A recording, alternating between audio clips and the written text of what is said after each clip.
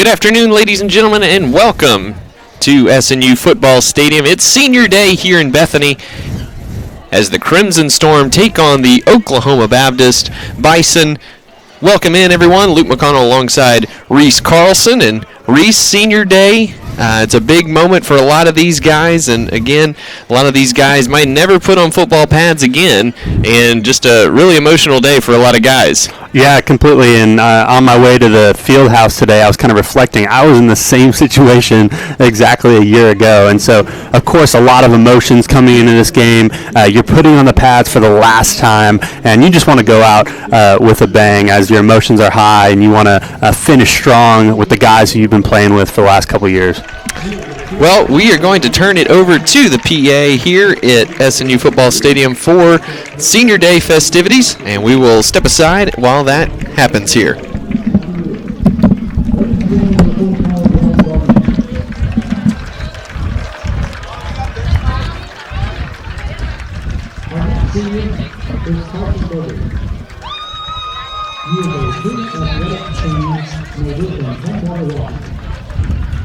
His climbs up to 7 magazine is attending school for a master's degree in athletic training.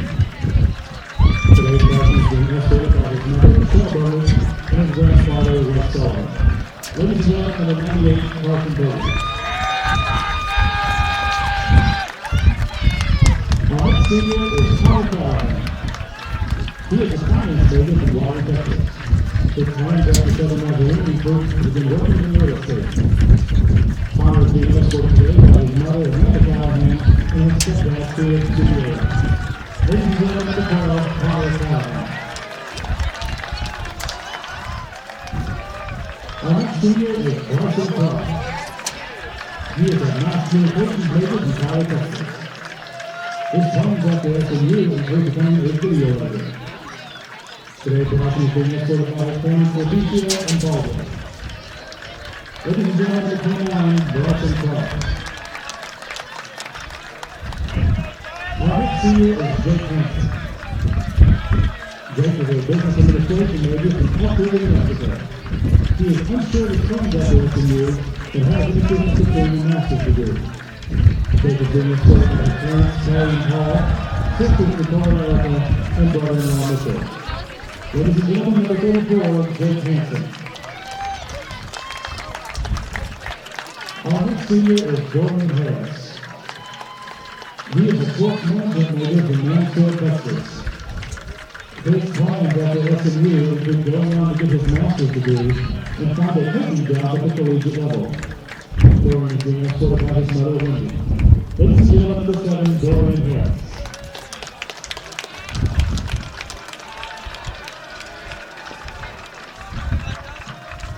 Our next senior is Hunter Jones. He is a social studies and education major from Davis, Oklahoma. His climbs after 7 magazine is becoming a graduate assistant somewhere for a football team.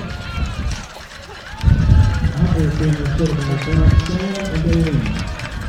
Ladies and gentlemen, number 54, Hunter Jones. Our next senior is Joshua Brody. He is a physical education major from Mansfield, Texas. His climbs after SNU has been becoming a football coach at the college or high school level. Josh is being escorted by his parents, Teresa and Robert, brothers Terry and Justin, and brothers from another mother, Jordan Harris. Ladies and gentlemen, number 1, Joshua Brooks.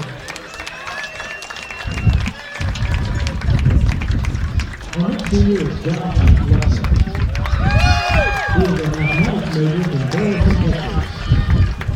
His plans after SNU has been going in an actuary. Josh has been escorted by his parents, Kristen, Bruce, and stepdad, Larry. Ladies and gentlemen, number 31, Josh Lessner.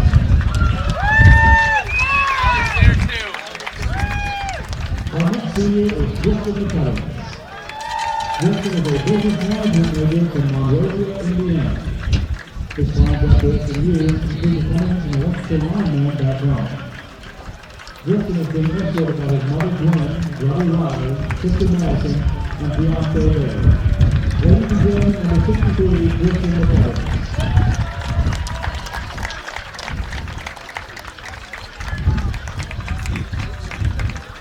senior is Sam Perkins. He is a history major with a minor in education from Conway, Oklahoma. His plans after studying at Marine include teaching and coaching at the high school level. Sam is being escorted today by his parents, Hanny and Chip. Ladies and gentlemen, number 56, Sam Perkins. Our next senior is Rudy Long. He is a sports management major from Tacoma, Washington. His plans after SNU include being excited about starting his career. Reed is being escorted today by his parents, Scotty and Tammy, his brother Taylor, and his sister Riley. Ladies and gentlemen, number 11, Rudy Long.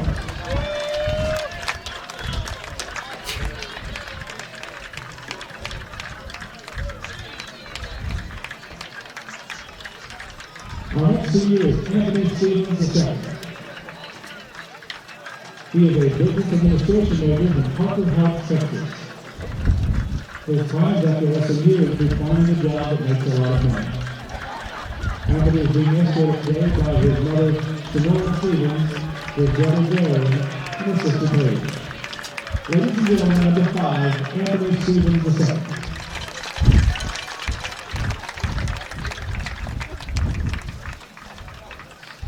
Our next senior is Ryan Walker. He is a business administration major from New York, Kansas. His plans after SNU include starting flight training to become a pilot. Ryan is being escorted by his parents, Carol and Mark. Ladies and gentlemen, number 46, Ryan Walker.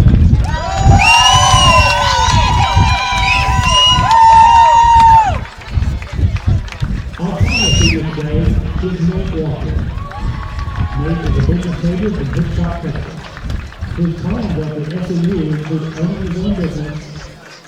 Nate is being escorted today by his parents, Rashonda and Nate, his sisters, Natalie and Rashonda, and his nephew. Ladies and gentlemen, number 2, Nate Walker III.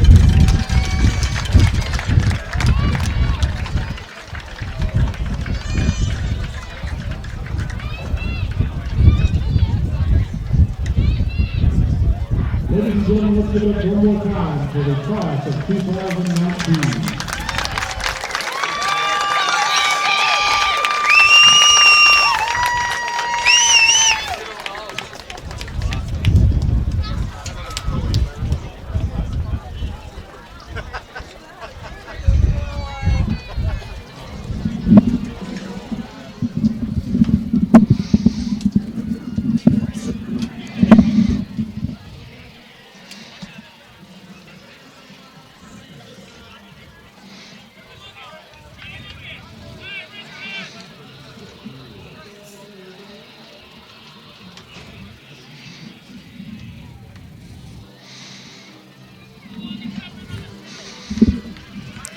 Sheesh, man.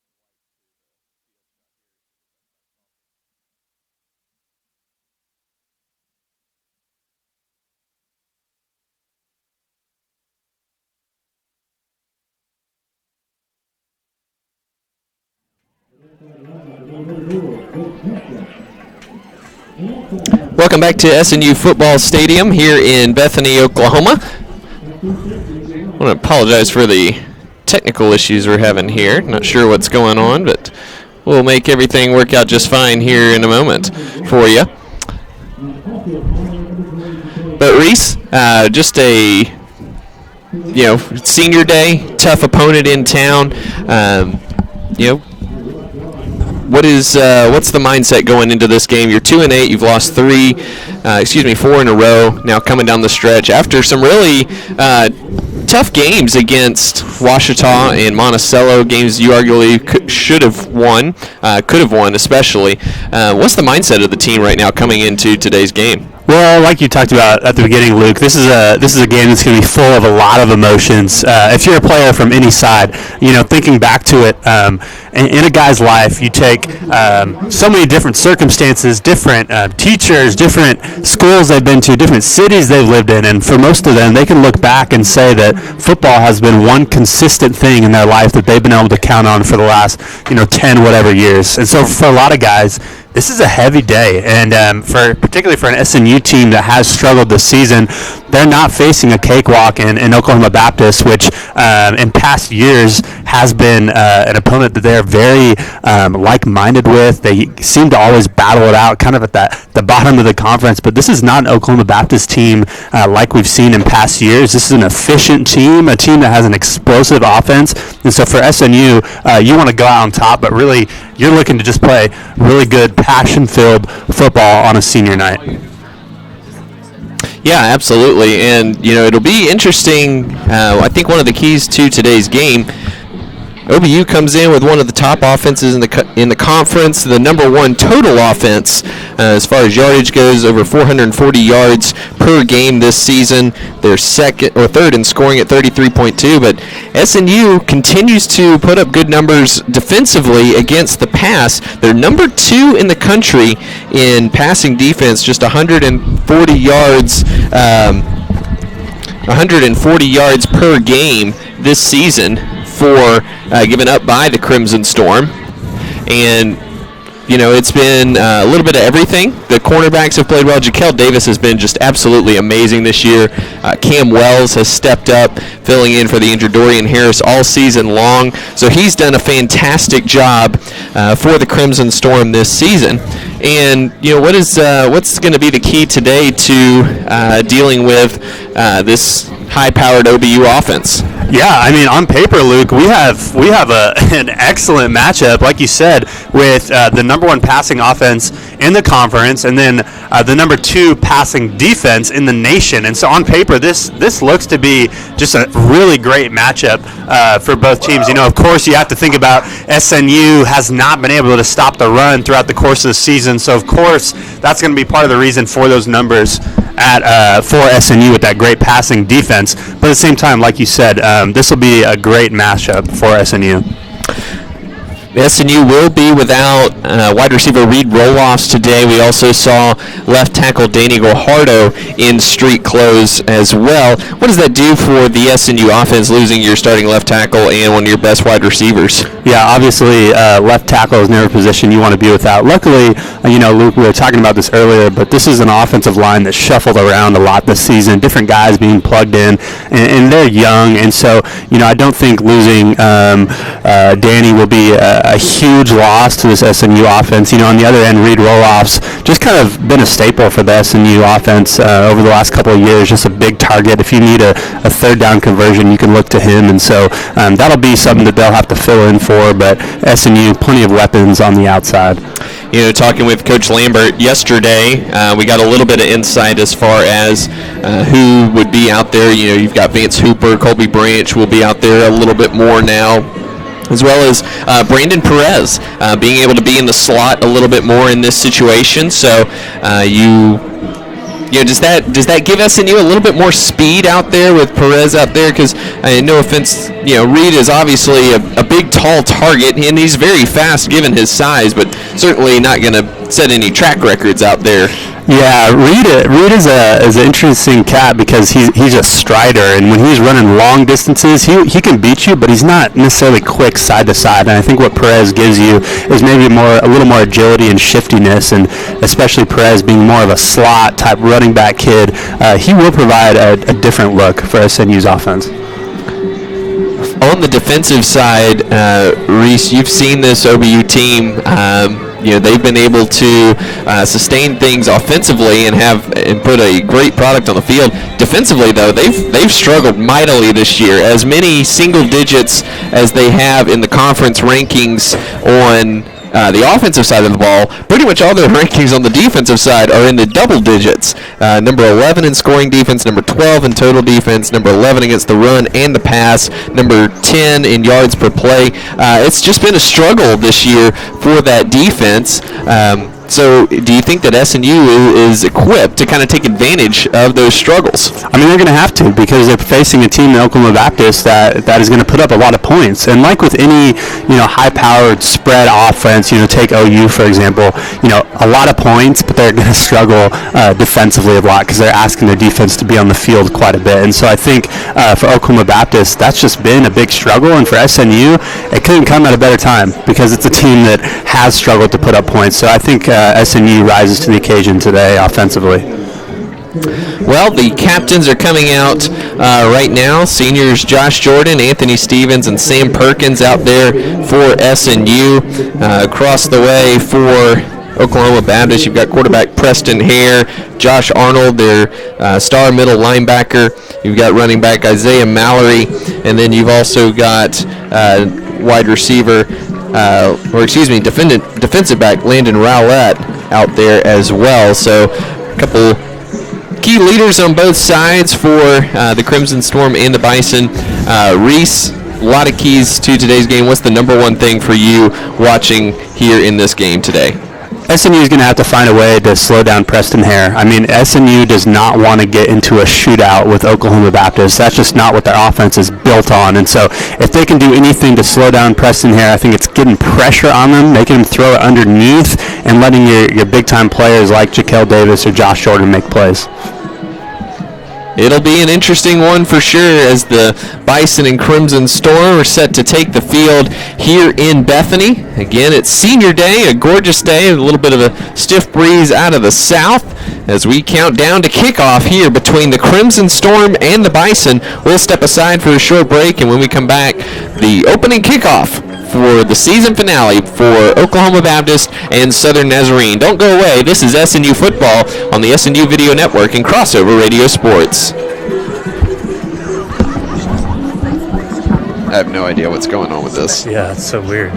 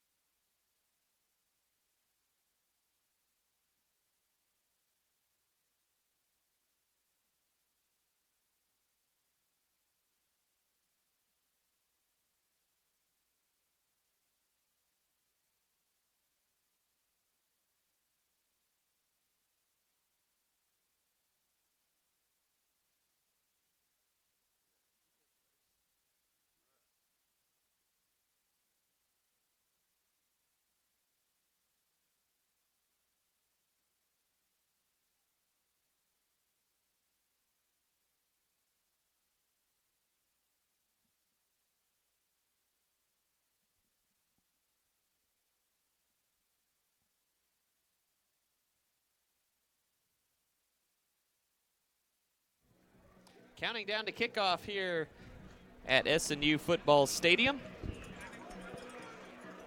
Just about a minute to go before kickoff. The Crimson Storm will be kicking off to Oklahoma Baptist to start this one. And it should be again, a great matchup here between the Bison and the Crimson Storm. Reese, I've done that so many times, calling you and Reed roll-offs. I've just jacked that up so You can imagine how many times it's happened on the football field, too. Oh, I can imagine. I mean, you're basically twins out there. So, SNU set to kick this one away. They'll be kicking right to left across your radio dial. And back deep for the Bison. It's going to be number 4, Braden Phipps, and number 13, Keelan Harris. We are just about ready for football here in Bethany, here on Senior Day, between the Crimson Storm and the Bison.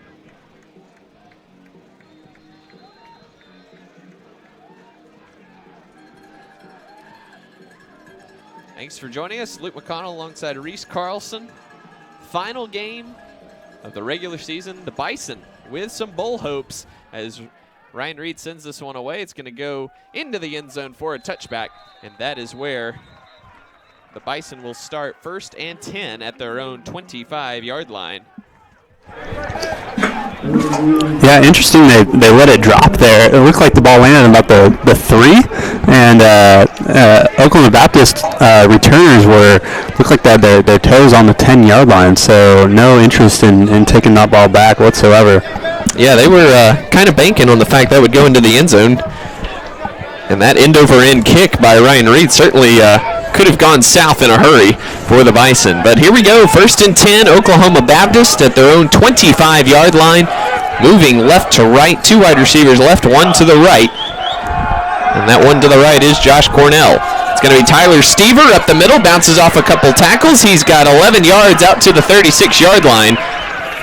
And Reese, today is going to be the ultimate test for Coach Lambert's thoughts from last week about teams letting them off the hook a year ago with their run defense and just doing their offense as normal. We have not seen that this year, as most teams have opted to run the ball.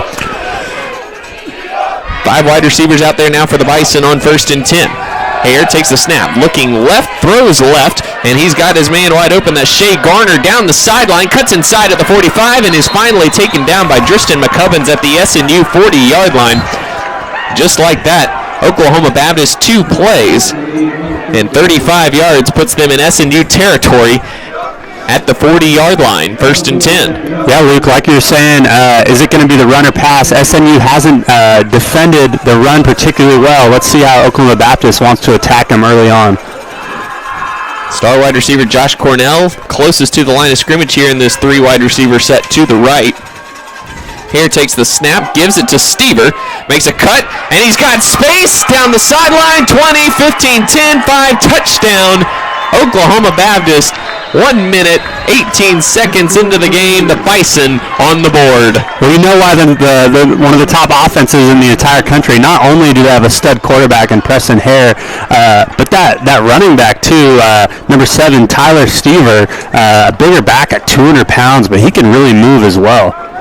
Stever came into today having rushed for over 300 yards and 6 touchdowns in his last 2 games. His 13 touchdowns are tied for 3rd in the conference. The school record's 15. That gives him 14.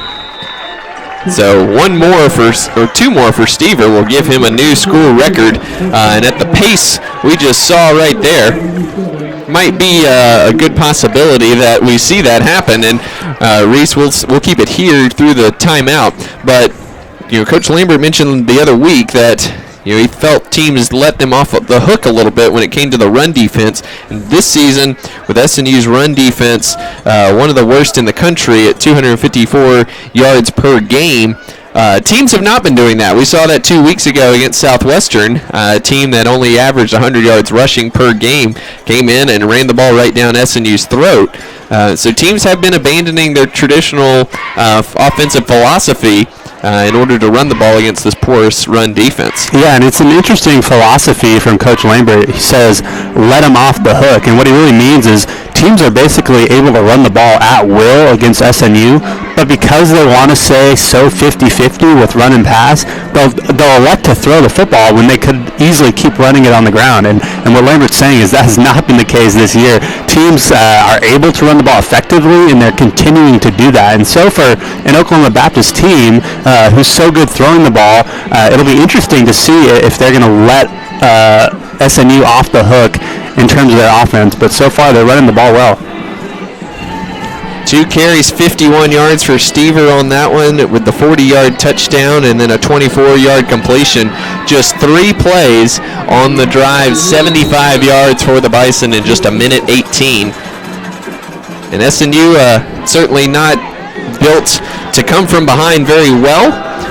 So they're behind the 8 ball here early. Now we will see if Oklahoma Baptist elects to kick to Jaquel Davis. They will send to this down the far sideline. Run up short. Curtis Taylor lost it, and I believe Oklahoma Baptist is on it. It was a nice pooch kick into the wind. Taylor was unable to get under it, and the Bison come up with it at the SNU 28-yard line from bad to worse here in the opening minutes for the Crimson Storm.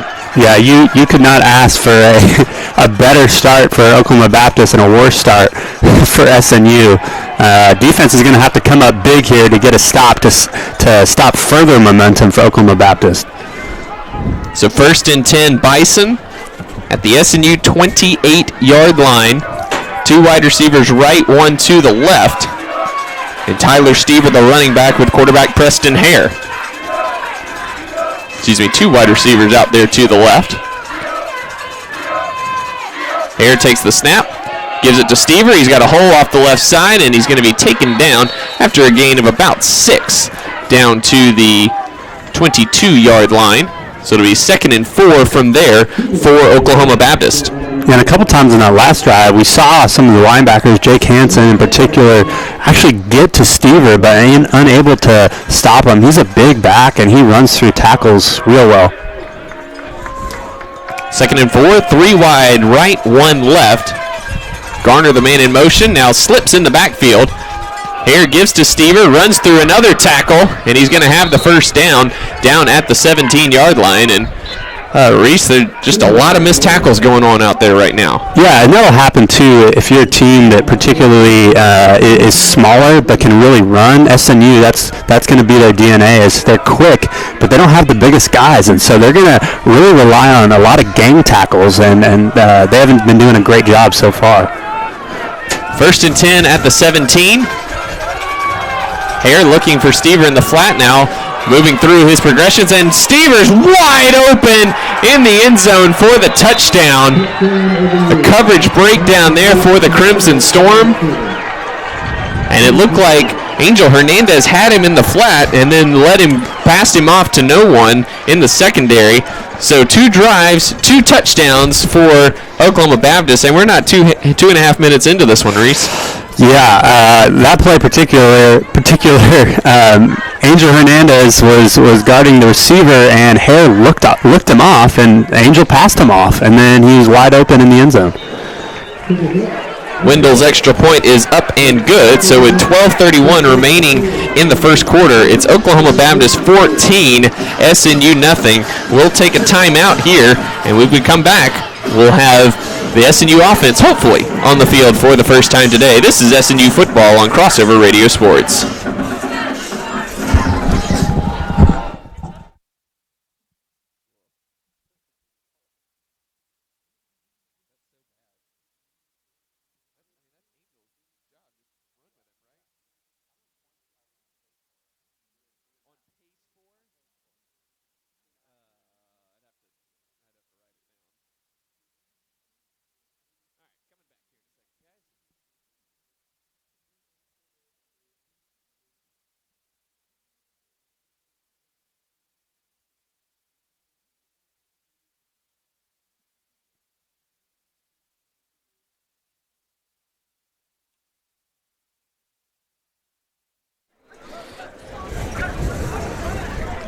Welcome back to SNU Football Stadium. 14-0 Bison, 2.5 minutes gone by.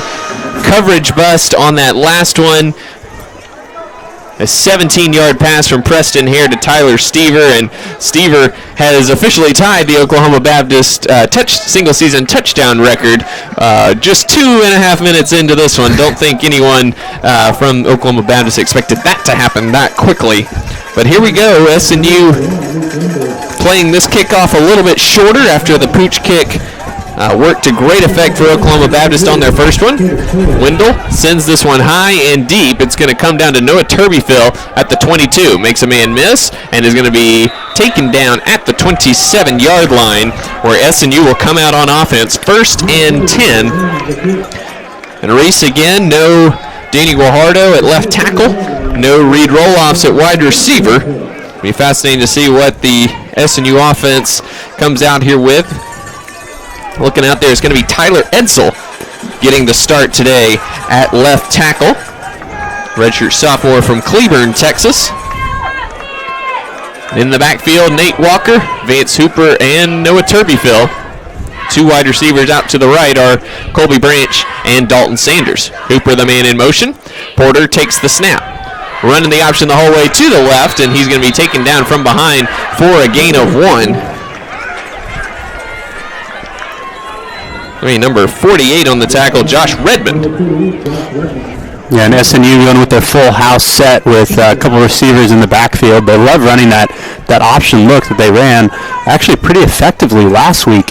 But there, Gage Porter elects not to pitch it and is tackled for a gain of 1.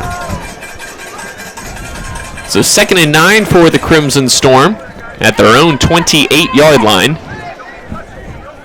Everyone within 10 yards of the line of scrimmage here. Going with the sweep to Nate Walker. Slips out of a tackle. Cuts upfield at the 30, and he's going to be taken down at about the 34-yard line. We'll see then that is exactly where they mark him. Trajan Lands, sophomore safety, takes him down, and Reese, OBU runs a little bit of a 3-safety look here. A little bit of a Gary Patterson type defense. What challenges does that pose for the offense? Yeah, I mean, this is a conference that, across the front, you usually get the same look almost every week. Every defense seems to run something similar. So anytime you're facing something different, it always poses a little bit of a challenge for your offense. 3rd and 2 for the Crimson Storm. They really need this conversion here. It's going to be a sweep to Nate Walker, trying to cut upfield, trying to find space. Crosses the 35, has the first down, just shy of the 40-yard line, but that's going to be enough to move the chains. Nice job by Nate Walker, picking his spots and cutting upfield, and making a few men miss along the way. Yeah, does a great job of getting vertical there. Like you said, Luke, picking his spots. He knows he just needs 2, puts his foot in the ground and gets vertical for the first down. 3 wide receivers left, 1 to the right as Porter in the offense checked to the sideline here. Just 20 on the play clock, so plenty of time for the Crimson Storm. First offensive possession here, 1 first down on the books. Porter fakes passing to the left and is finally going to be taken down well in the backfield, back at the 31-yard line. That's number 11, Miles Russell, with the tackle. Unable to get the edge there. And again, that left side of the line without Guajardo, a little bit, certainly a bit of a concern here for the Crimson Storm in this game. Yeah, and we saw this at the end of last game when Guajardo went out, Edsel came in, and there did seem to be a couple issues on that left side of the line. So now SNU behind the sticks here, 2nd and 18 at their own 31-yard line. 5 wide receivers set here. Porter swings it out to Walker. Good blocking outside, but it's going to be Trajan Lands coming down and making the tackle at the 34-yard line, so just 3 on that gain. Will bring up 3rd down and 15 for the Crimson Storm. Yeah, great block there by Dalton Sanders on the crack block. Unfortunately, SNU seems to be putting themselves in these situations where they're forced to go 3rd and long, and their offense is just not built to convert on these long 3rd down plays. And so, once again, SNU just in a difficult spot for 3rd down. 3 wide receivers right, 1 to the left. Noah Turbyhill, the running back beside Porter. Takes the snap, looks to the right. Now he's going to step up and try to run. Flag comes down as Porter is sacked back at the 31 by Miles Russell once again. We'll see what the flag is for.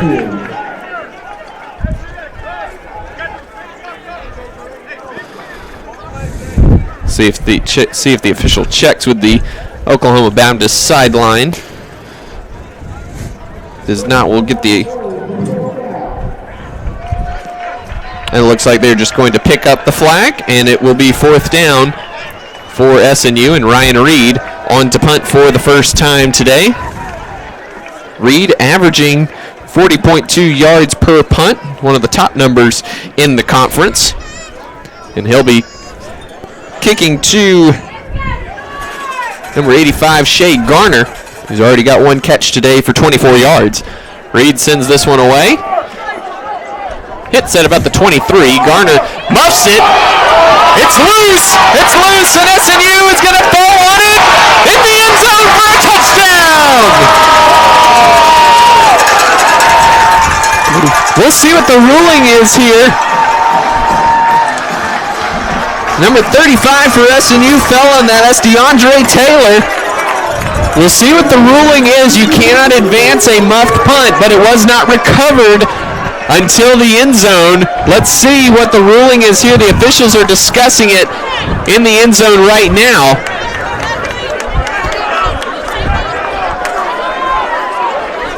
Yeah, that's certainly not a call you see very often that the officials have to make. And it is a touchdown. And that is the correct call because there was no clear recovery of the football before it went into the end zone. So SNU with a big play on special teams. Garner kind of got caught between hops there. It took a big bounce at the 23, but he was so far behind it, he tried to run up to it before it took the second hop, but he was unable to get there in time, and now we've got a false start on the SNU offensive line as we will move it back 5 yards and try it again on the extra point. Yeah, Luke, and throughout this season, SNU, obviously, we've talked about their offensive struggles, but their special teams have seemed to just step up in some really big spots. Yeah, SNU with a block punt returned for a touchdown. Jaquel Davis has 2 kickoff returns for a touchdown. Special teams has been a strong suit for SNU as Ryan Reed sends the extra point up and through. So with 8:11 to go in the first quarter, SNU back within a touchdown at 14-7, courtesy of a special teams play, a punt, muffed punt by Shea Garner, recovered in the end zone for a touchdown. And Reese, defense can certainly take some momentum from that. Now not feeling quite as much pressure, only down 7 here. Yeah, and first of all, let's just give some credit to Ryan Reed. I mean, you talked about it, Luke. So this is his first season really with all the duties on special teams, and 4th in the conference in punting, and then just provides a tough ball to field for the returner, and his team makes a play. And so for the defensive side of the ball, Luke, this is a huge momentum changer, and the defense definitely needs to capitalize and get a stop here. So Ryan Reed set to kick this one away. It's going to be Phipps back there along with Keelan Harris. And we'll see if the Crimson Storm will be able to pin OBU back deep with the wind at their backs here.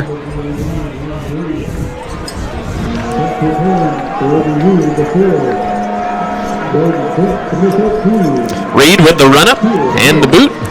And he sends this toward Phipps, and Phipps will let this one go clear through the end zone for another touchback.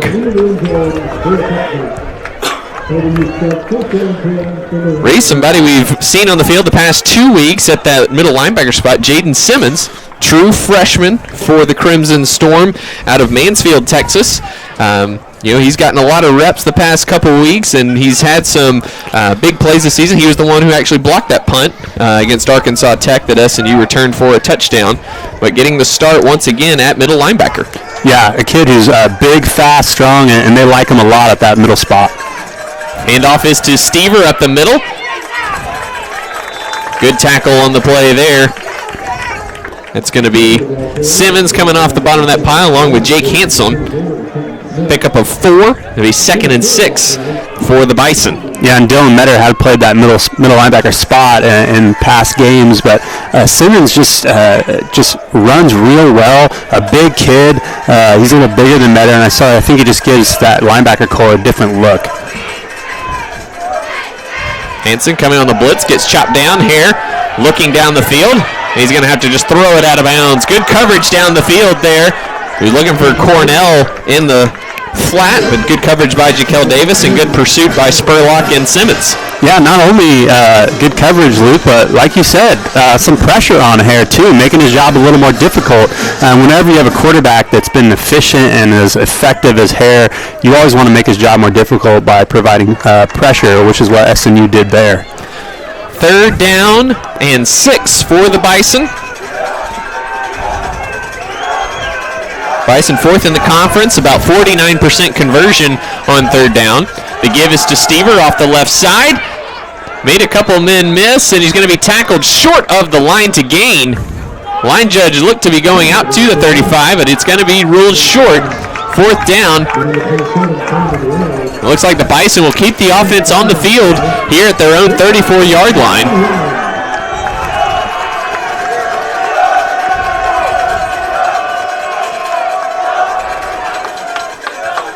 Noah Campbell jumped, but OBU did not flinch to make that an encroachment penalty. Hare takes the snap, gives it to Stever. He's met short, but powers through the tackle to fall across the 35.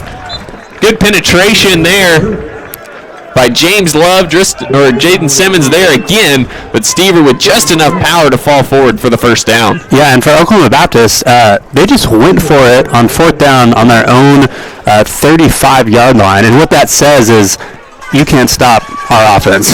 Yeah, no respect for the SNU defense whatsoever there. 3 wide receivers left, 1 to the right. Hare looking quick along the left, pass is tipped and intercepted. Trent Smith has it down the far sideline, and he runs out of bounds at the 21-yard line. Big plays for the Crimson Storm. Goes off the hands of Josh Cornell, the normally sure-handed receiver who's having just a tremendous season for Oklahoma Baptist. And Trent Smith, Johnny on the spot, takes it down to the 21-yard line, and SNU, just like that, knocking on the door of the red zone here with 6:13 to go in the 1st quarter. Yeah, Cornell just runs a little stop route, and probably not the best ball by Hare, but nonetheless, Cornell's just been a stud at the receiver position. SNU, once again, some momentum coming from a form other than the offense. Nate Walker in the slot, Dalton Sanders to the left. Vance Hooper's the man in motion. Porter fakes to him. He's got space up on the right side. He's going to take it out of bounds. Gain of 6 on 1st down to the 15-yard line. It'll be 2nd down for the Storm there with 4 yards to gain. And this is a drive that SNU really needs to capitalize on. Your defense puts you in such a good spot, and you don't know how many opportunities you're going to have against a team like Oklahoma Baptist. So, huge spot for SNU. In 2nd and 4 at the 15-yard line for the Crimson Storm.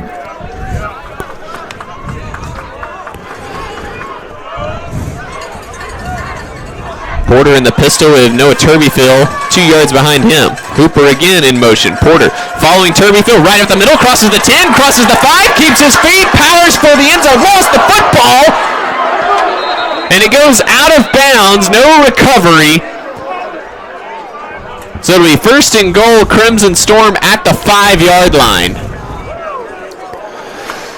Fortunate for Gage Porter there, but just battling for that end zone. Powered through a couple OBU defenders and just had the ball knocked out as he was stretching for the goal line. Yeah, fumbles were an issue last week for SNU, and just trouble covering up that football, especially on the goal line. But SNU fortunate there to not lose that fumble. So 1st and goal at the 5. Caleb Bates in at left tackle right now. Hooper comes across the formation motion, now sticks in the diamond formation. Porter fakes the give to Walker. Oh, what a cut up the middle, and he scores! Touchdown, Crimson Storm.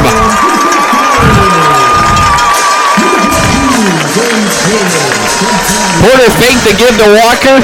He kept it in there a long time, too. It looked like Walker thought he was going to get it, but then made a man miss in the hole, and Porter powers through, and we are an extra point away from being tied, Reese. Yeah, after 2.5 minutes and down 14-0, all of a sudden the Crimson Storm are back in this game. Reed puts the extra point up and through. So with 4:46 to go here in the first quarter, we're all tied up at 14, just like that.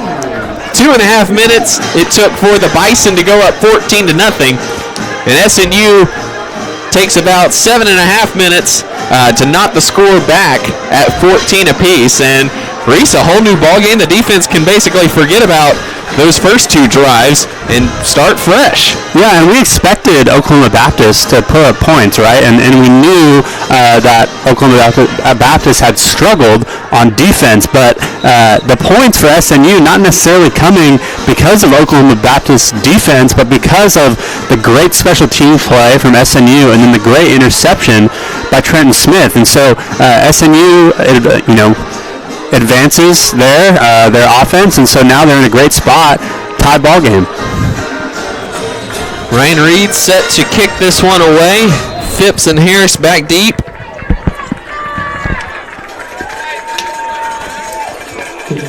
And Reese, I'll be completely honest, I was already racking my brain for conversation topics we needed to go through over the course of the afternoon, and we'll put those away for the foreseeable future. Phipps fields this at the 3, working up the left side, trying to go behind blockers, and he's going to be taken down at the 21-yard line, and that's where the Bison will take over 1st and 10.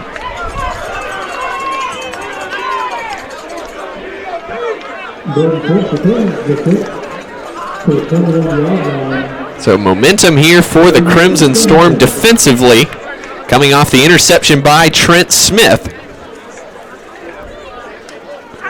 And Reese, do you even take some confidence out of the fact that you forced into a 4th and short situation? I mean, for this run defense, I feel like you take the confidence where you can get it at this point in the year. Yeah, definitely. Hare gives to Stever, probing the left side. Going to be chopped down. Anthony Nichols, fumble on the play!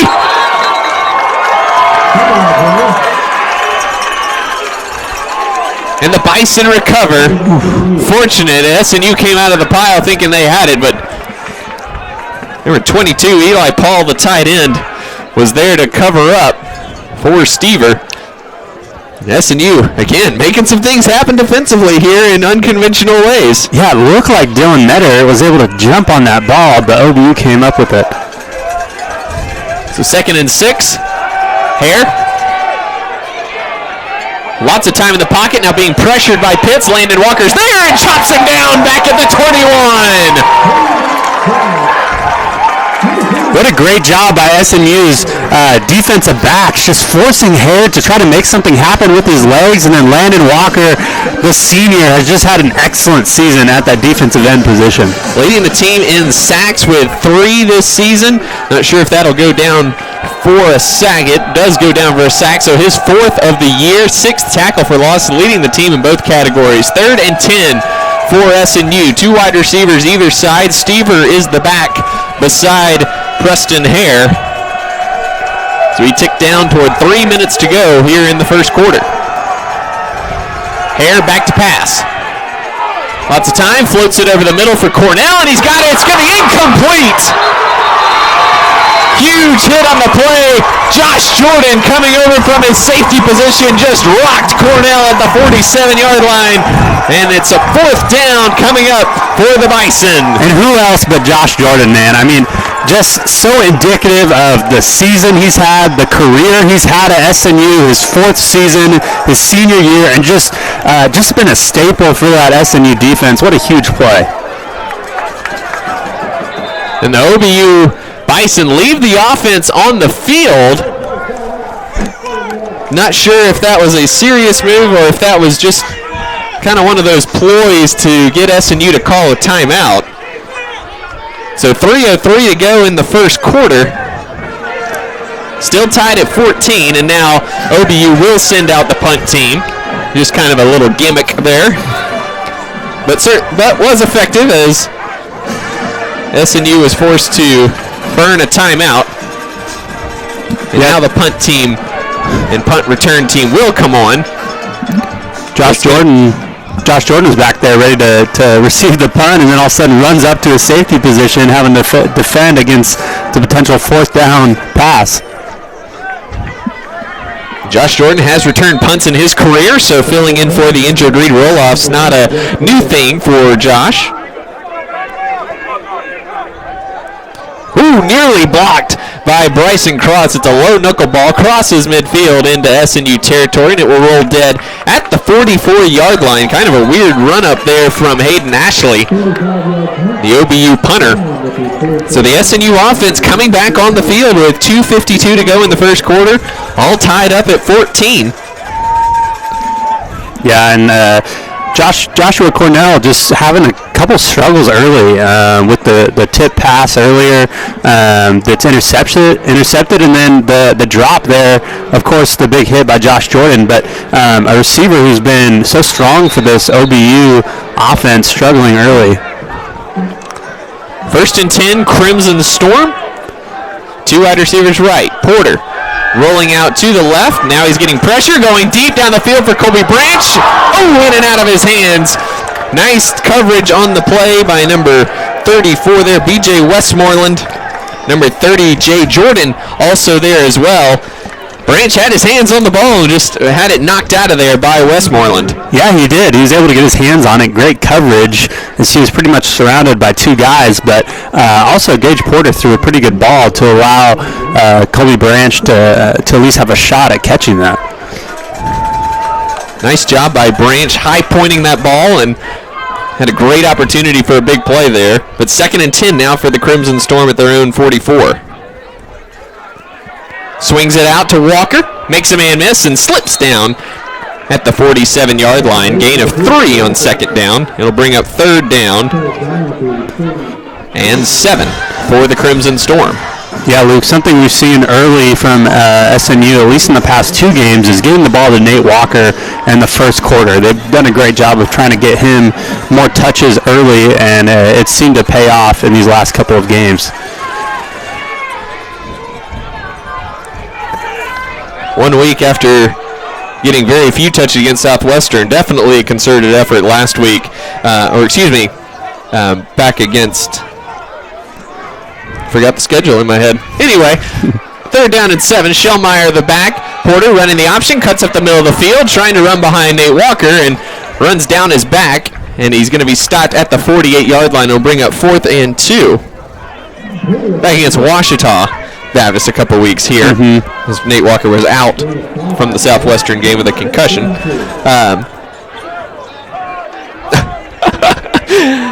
Josh Lesner, the long snapper for the punt team, came on, and Nate Walker signaled him to go off, and he almost fell for it there. he stopped and turned around for a half second, but SNU will punt here from the OBU 48-yard line on 4th and 2, as we tick down toward a minute to go. I think that's the smart call with the wind at your back here. High end-over-end kick. It's going to bounce at the 14. SNU gets out of the way, and they're going to down it at the 12. So effective field position strategy there for the Crimson Storm, and that's where the Bison will take over 1st and 10. You certainly would have liked to see a 1st down and a little bit of a drive there, but take advantage of the wind situation here in the first quarter. Yeah, strong breeze from the south. Flags on the goalpost whipping in the wind. Luke, it'll be interesting to see how Oklahoma Baptist wants to come out on offense after struggling to kind of do anything in the last few drives. 3 wide receivers right, 1 to the left for Oklahoma Baptist. The give is to Stever once again. Hanson and Metter are there, and they take him down at the 15-yard line. Give him 3 on the play. It'll be 2nd and 7.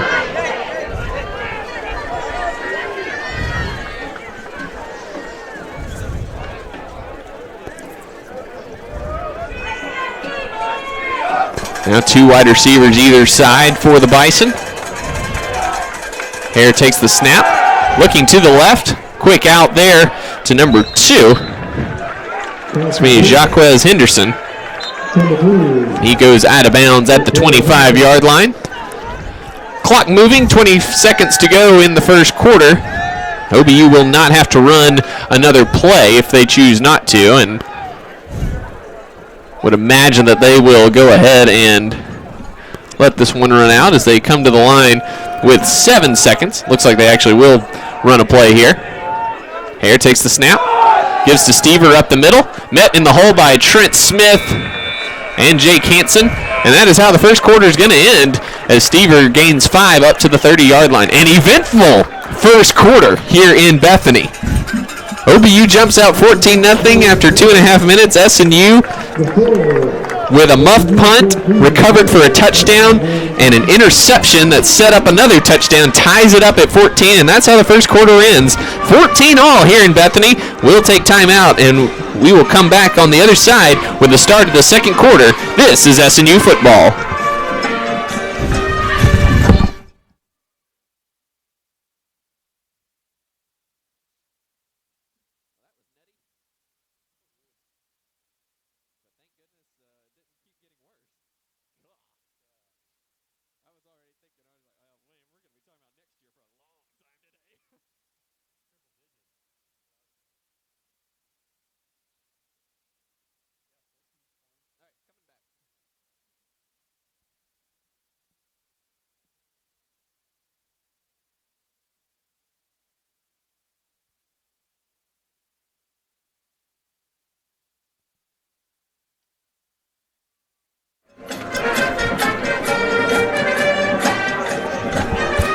Welcome back to Bethany. SNU and Oklahoma Baptist tied at 14 as we start the second quarter. Wild and wacky first quarter that saw an interception for the Crimson Storm, a muffed kickoff, a muffed punt, and a quick 14-0 lead overcome by SNU. Hare back to pass, pressure on the outside, fires it over the middle. It's going to be caught. Ball came loose. The officials ruling him down. That's going to be number 80, Abel Willis, 6'1" redshirt sophomore. His 4th reception of the season gives OBU a first down at their own 40-yard line. Yeah, it looks like OBU now trying to do more underneath stuff and just get the ball out of Hare's hands quickly. They've been doing more deeper middle concepts, but looking to run more underneath routes. Hare gives to Stever, trying to find space in the hole. He's going to be met and stopped. Jaquel Davis and Dylan Metter are there. Just a gain of 1 on first down. First quarter stats, Oklahoma Baptist 132 yards of offense, SNU 33 yards of offense. But 14-14 nonetheless. 14-14 nonetheless. You know, in Reese, it's not the first time we've seen stats like that. In the offensive struggles as well. 3 wide receivers right, 2 to the left for Oklahoma Baptist, moving south to north here in Bethany. Here looking for the quick underneath to Cornell. He's got him. He's got space across the 40-yard line in SNU territory. And he gets down to the 37. Looked like a simple under concept. The far receiver or the slot receiver cleared out, and 2 SNU defenders went with him and left the very dangerous Josh Cornell wide open for the easy pickup of 22 yards. 5 receivers again for the Bison. Again back to pass, looking to the outside. Great sure tackle on the outside by Noah Campbell. Just a 1-yard gain there to Braden Phipps. It'll be 2nd and 9 from the SNU 36-yard line. Great pursuit by Campbell, recognizing the short out route and just driving on the receiver. Only gain of 1, but the amount of space that the receiver had, it could have easily been a lot more. Stever back in at running back. Seth Berry, the tight end, back there as well. Hare looking for Cornell down the sideline against Cameron Wells, and it's overthrown. It'll bring up 3rd down and 9 for the Bison. And we started to see why Cornell is just so dangerous. We saw him in that short slant route, just a burst, and he's a big physical kid. And even on that go route right there, Wells seemed to have good coverage, and just that late separation that Cornell was able to get made him a very viable target there in the end zone. So 3rd and 9 for the Bison rather from the SNU 36-yard line.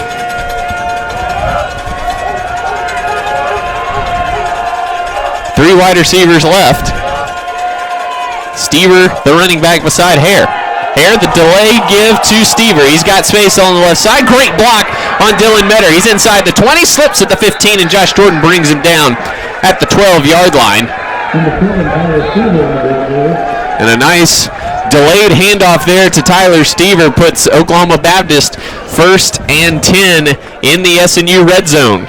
Yeah, typically on a draw play, it seems like you have a quarterback, take a couple steps, maybe a 1 or 2 count and hand it off. But there, quarterback Hare seemed like he waited 3 or 4 seconds to even hand it off to Stever, and then tons of room to move for the running back. 23 yards on the run by Tyler Stever. Stever already 100 yards this afternoon, 109 yards and a touchdown on 12 carries. Isaiah Mallory now in the game at running back, and he will take the handoff up the middle. Jake Hansen with the tackle, but Mallory carries him down to the 8-yard line for a gain of 5. And I wouldn't be surprised if we didn't see more of Mallory. Like you said, Luke, Stever with 12 carries, mostly all coming in the first quarter, and so that's a big workload. Hare gives to Mallory again, trying to pick his space. Hansen is there again, along with a bunch of his friends. Gain of 1 down to the 7. It'll be 3rd down for the Bison. OBU can get a first down without reaching the end zone. It looks like OBU is going to go with Mallory again, the smaller back, where this seems like it'd be a prime time to have the bigger Stever in the backfield here on the goal line. 2 wide receivers to the right. Josh Cornell is in the slot. Hare takes the snap. Gives it to Mallory, trying to find space up the middle. Is piled up at the 4. And the OBU linemen move the pile forward. I think that's going to be enough for the first down. Mallory's helmet came off in the middle of the pile.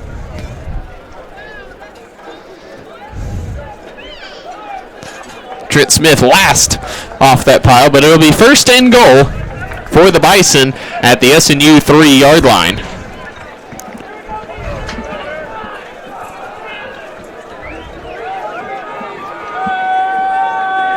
Stever back in the backfield along with number 22, Eli Paul.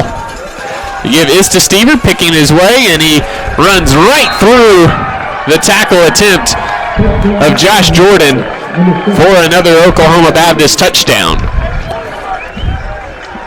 Yeah, that Oklahoma Baptist run game has just been so strong early. We talked about how electrifying their pass game has been, but SNU, as we talked about, has struggled to stop the run. So Oklahoma Baptist electing to primarily just run the football so far. Wendell on for the extra point. Jaquel Davis nearly got there in time, but it's up and good. So 10:21 to go here before halftime. It's Oklahoma Baptist 21 and SNU 14.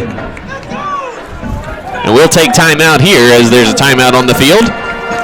SNU offense coming back up when we come back here on the SNU Video Network and Crossover Radio Sports.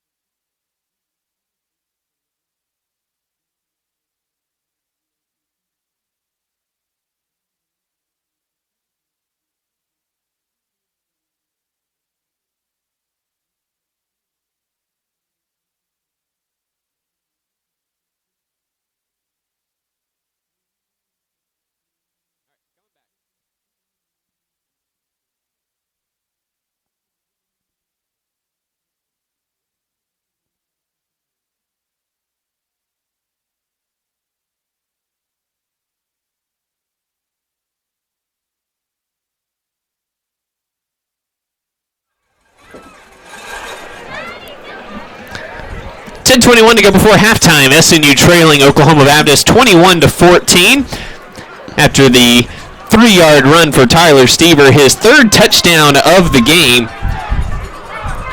And Reese, now SNU going into the win, but for the Crimson Storm offense, not a huge deal, really.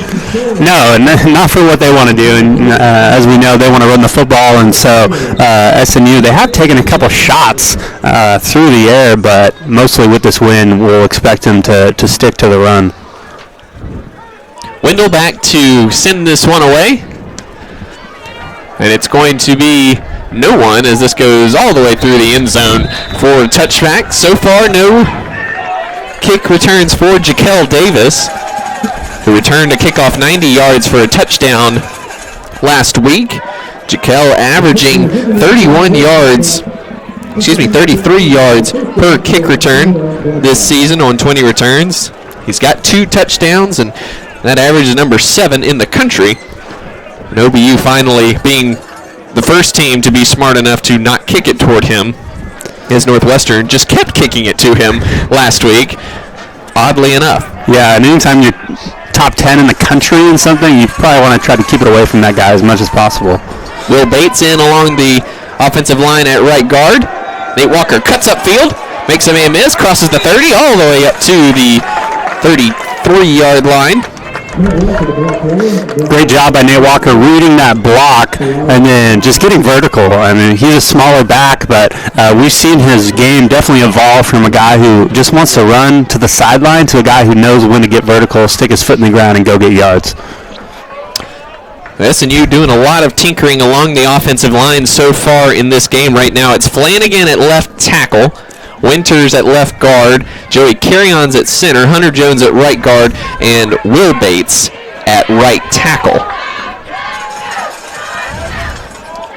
Walker is the back behind Porter. Porter keeps it, trying to get to the corner, and he does, crosses the 40-yard line and scampers out of bounds. Gage Porter doing a nice job on the reads thus far, Reese.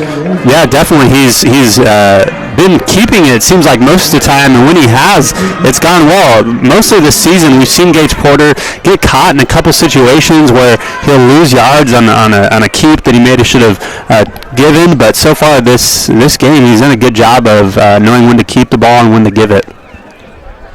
So 1st and 10, SNU at the 41-yard line. 9 minutes to go before halftime. Oklahoma Baptist leading the Crimson Storm on Senior Day, 21-14. Luke McConnell alongside Reese Carlson here at SNU Football Stadium. Porter running right, runs into a stone wall there in number 44, Elijah Tomlin.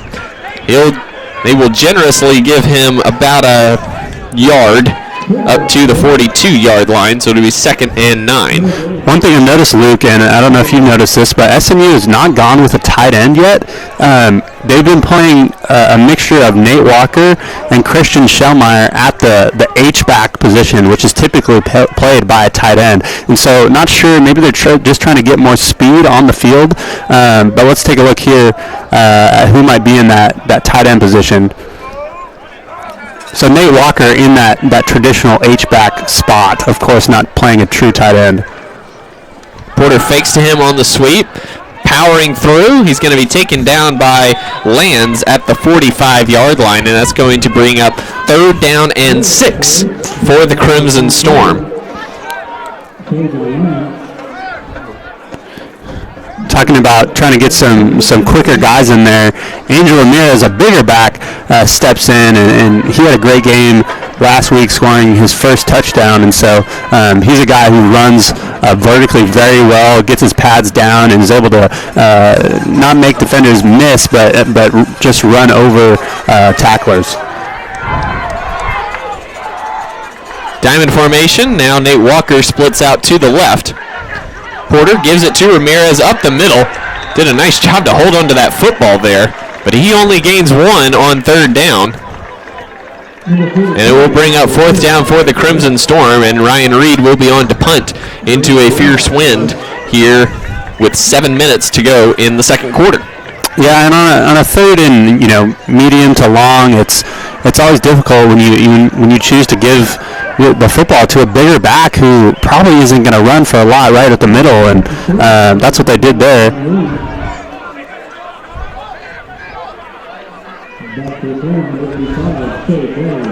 Reed with a nice low kick. It gets caught in the wind and dies at the 25-yard line. Good coverage there for SNU to make that as long as it was. Yeah. We've certainly seen what the wind can do to some of Ryan Reed's punts in this stadium.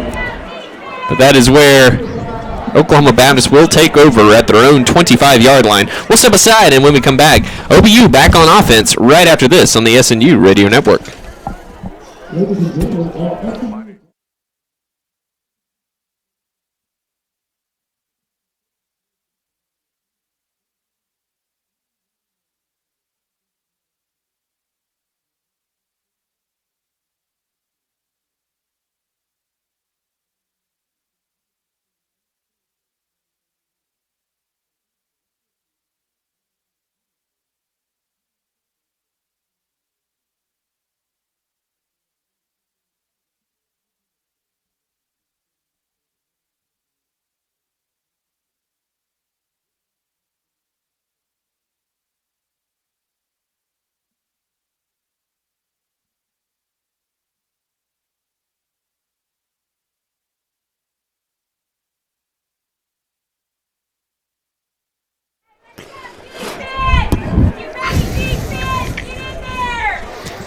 6:31 to go before halftime here in Bethany. Oklahoma Baptist leading SNU 21-14. Oklahoma Baptist back on offense as the SNU defense looks to continue to generate some momentum, as they've already gotten an interception off of Preston Hare and a muffed punt that they fell on in the end zone for a touchdown. Two wide receivers right, one to the left for Oklahoma Baptist. Hare. Oh, a halfback pass there from number 8. Drew Trent, the backup quarterback. And a nice job by Trent Smith coming down and hitting Trent right as he threw that. He was looking for Noah McGraw on the outside. Yeah, Trent Smith, there's a blocker there too, and Trent Smith just blew right by him. Great pursuit and great finish on the hit. Kind of a nonchalant kind of play there. Yeah. Not really a lot of deception. 3 wide receivers right, 2 to the left for Hare.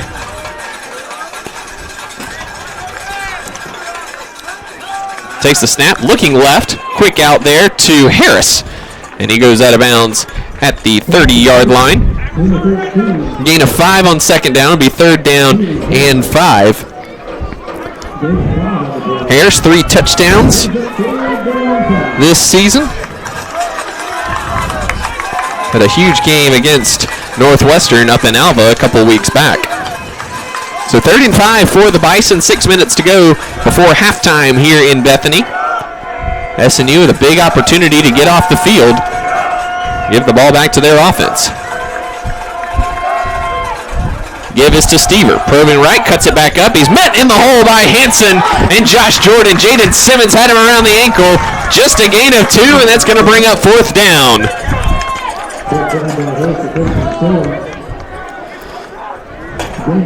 And the Bison will bring the punt team on. You know, after they went for it on 4th and 1 at their own 34-yard line, you kind of hold your breath just to see what they're actually going to do. But a huge stop from SNU to get the ball back with a couple of minutes left in this second quarter. Just a big change in momentum as Oklahoma Baptist offense seemed like they really couldn't be stopped on that previous drive. Hayden Ashley averages 39 yards per punt this season. Low snap. Fields it, nearly blocked that time by Kizik. Josh Jordan tried to field it, muffed it, and it's going to be Oklahoma Baptist falling on it at the 23-yard line. Yeah, and that's one of those where, as a returner, you want to make a play, you want to try to spark something. Josh Jordan saw the ball, took a bounce directly to him, and so, you know, traditionally you try to coach those guys, stay away when that ball's getting close, but Josh Jordan tries to make a play and just muffs the punt, and OBU falls on it. So a muffed punt either way. Both with the punting team going into with the wind. So the Oklahoma Baptist offense back on the field after that gift from SNU. Stever, the running back, with Hare. Give is to Stever, running left, cuts upfield, and gets down to the 20-yard line. Give him 4 on first down. It'll be 2nd and 6. Yeah, we don't talk a whole lot about the SNU defensive line just because it's a 3-man front, and their job is really just to plug up gaps. But Tristan McCubbins right there did a great job of beating his defender, the offensive lineman across the face and forcing Stever to cut back where he didn't want to. And so those are just the little plays by the defensive line that often go unnoticed. 2nd and 6. 2 wide receivers right for Hare. The give is to Stever again, running left. Jaden Simmons meets him in the hole and takes him down after a gain of about 2.5. It'll be 3rd down for the Bison at the 17-yard line. And that just kind of shows you what type of a player Jaden Simmons is. Stever, a big back who's been running through tackles all day, meets Jaden Simmons, and Simmons doesn't actually take a very good tackling stance. He's standing up straight, but Stever just hits a brick wall in Simmons, and Simmons able to take him down. 2 wide receivers either side on 3rd and 4 from the 17. Hare, back to pass, looking left. Feeling some pressure from Walker now. Still feeling pressure from Walker. Floats it out of bounds towards Stever. And great coverage down the field by the Crimson Storm. It'll be 4th down. That's a couple times we've seen this SNU defense really stick it out for the defensive backs, just not giving Preston Hare any room to throw, and then some pressure, too, from the defensive lineman of SNU. Great job, great pursuit again from Landon Walker. Luke Wendell on for the field goal. It's going to be a 34-yard field goal from the left hash. Wendell just 2 for 5 on field goals this season with a long of 40. Ashley the holder. Snap, hold, kick. Wendell sends this one up, and it is good. So with 3:21 to go in the first half, SNU holds, but OBU takes advantage of the muff punt and gets points on the board. It's 24-14, Bison in front now. And Reese, if you're SNU, you certainly would prefer to just run out these last 3:21 of the first half, and SNU getting the ball back to start the third quarter. Yeah, definitely. We talked about that gift that SNU just gave Oklahoma Baptist. Gets the ball around their 25-yard line, and then SNU defense comes up big, forces a field goal. You can't really ask much more from your defense put in a tough spot like that. And so, Luke, you mentioned the clock. It will be interesting how SNU wants to go with this as they're playing against the wind here. Wendell on to kick this one away. Taylor Turbyfill and Jaquel Davis standing back at their 5-yard line. Wonder if you do some sort of hidden man here and try to get Jaquel Davis. Looks like that's what they're trying to do. Keep Wendell guessing on where Jaquel Davis is going to line up. But with the wind at his back, I don't think Wendell will be giving anyone a chance to return this one. Sends this one away. It's a line drive, and it goes through the end zone for another touchback. So SNU 1st and 10 at their own 25-yard line with 3:21 to go, and Reese, SNU just 54 yards of offense, averaging about 3.2 yards per play. Not a lot of statistical things to show for it, but they've been put in some good positions by the interception return, and they have gotten 3 first downs so far, basically a first down per drive thus far. Overall, you liked what you've seen and just need more of it? Yeah, I think they've been able to, like you said, convert, get some first downs, but just not a lot of plays that are going to extend, make long drives. Porter up the middle, following the block of Hunter Flanagan, and he will gain 2 up to the 27-yard line, be 2nd and 8. And SNU's offense, too, there's not many games you're going to look at the stat sheet and just see, 400 yards of total offense. They're going to find ways to stay in games, and they're going to find ways to win a couple games, too, without producing big numbers from their offense. But they certainly need to do more than they've been doing this far. Yeah, this isn't the Harding ball control style where you do rack up a lot of yards in the process. 10 on the play clock as Porter checks to the sidelines for the play. 2 wide receivers either side. Turbyfield, the running back. That's going to be a false start on Noah Turbyfield. Got a little bit of a jump there in the backfield, so it'll bring up 2nd and 13 now. Back at the 22-yard line. Yeah, and if you're a Turbyfield on that, you see Van Super, and it's your job to beat him to the line of scrimmage. And when you got a guy as fast as Van Super coming right at you with a full start, it's easy to get a little jumpy, as Turbyfield did.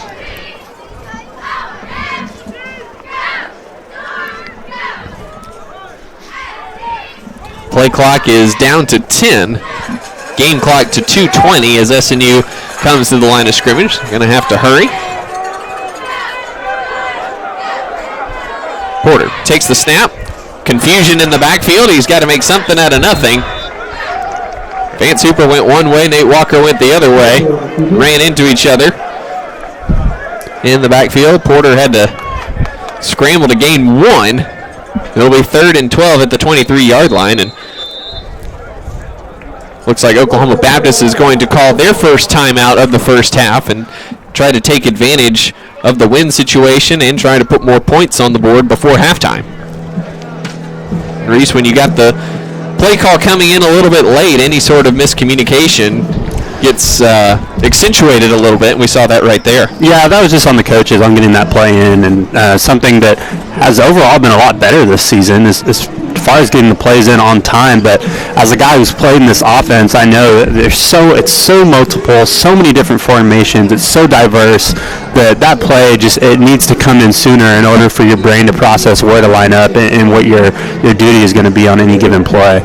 Especially with the terminology that SNU uses, there's no shortage of places where confusion could happen. Yeah, you can certainly line up any given player at any position out of any formation. It's just so multiple. So SNU comes out 3rd and 12, driving into the wind here with 1:52 to go before halftime, trailing 24-14 against Oklahoma Baptist. 2 wide receivers either side. Nate Walker comes in motion to the near side. Porter back to pass.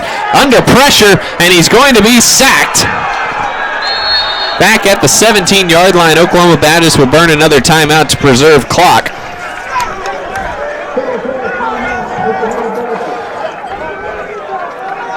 And Porter unable to get the ball free. It looked like he had Brandon Perez out of the slot pretty wide open there initially, but unable to get it to him as the Bison pressure got to him in the backfield. Yeah, and Gage Porter, we talked about it. He likes to be out of the pocket. He likes to be moving around. He feels more comfortable when he's throwing that way, and he stepped up there, and right as he stepped up, he was met immediately. That just looked like a play where he needed to get it out immediately. It was a catch and throw as you had Brandon Perez streaking up the middle of the field. So SNU, 4th down at their own 17-yard line. They're going to be punting here again into a stiff breeze, and I'm no kicking coach, but surely you have to employ any sort of strategy possible to keep this one low and on the ground, basically. Yeah, and Reed did a great job last time keeping it low, so we'll see here. Shea Garner standing at the SNU 47-yard line, ready to field this one. Looks like the Bison are set to come after Reed as well. And sends this one high, gets knocked down right at the 47, takes a OBU bounce, and it's going to be touched down at the 42-yard line. Actually, the officials spot it at the 40. So it'll be 1st and 10 OBU. They have 1 timeout, 1:34 to go in the first half. Already leading by 10, 24-14. SNU looking to get a big stop here on defense and keep the deficit at 10 as the Crimson Storm will have the ball to start the second half.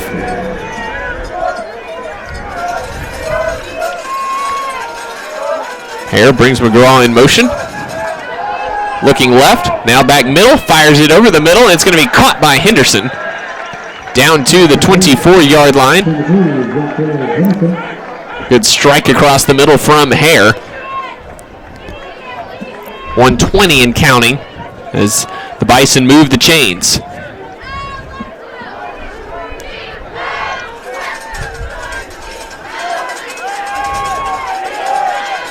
Hare with the snap, back to pass. Looking for Cornell, thought better of it. McGraw is rocked by Nichols, but Nichols didn't wrap up. And McGraw gets out of bounds at the 14-yard line. Gain of 8. Big hit there from Nichols, but again, didn't wrap up. Could have been just a 4-yard gain. Yeah, it's one of those where you hit the guy hard enough, you think he's just going to go down, and then he bounces off. And going out of bounds stops the clock with 1 minute and 1 second to go. Hare, the delayed handoff again to Stever, has a hole over the right side, gets down inside the 10. They're going to mark him down right at the 10, or it's going to be first and goal, Oklahoma Baptist. Yeah, Oklahoma Baptist having no problem moving the ball with only 45 seconds left to go. Stever again following his blockers, gets down to the 5, inside the 5, and down to the 3. Clock running with 30 seconds to go in the first half. Again, the Bison, no issues whatsoever using it. Noah Campbell off the edge. Stever runs through the ankle tackle and dives in for the touchdown.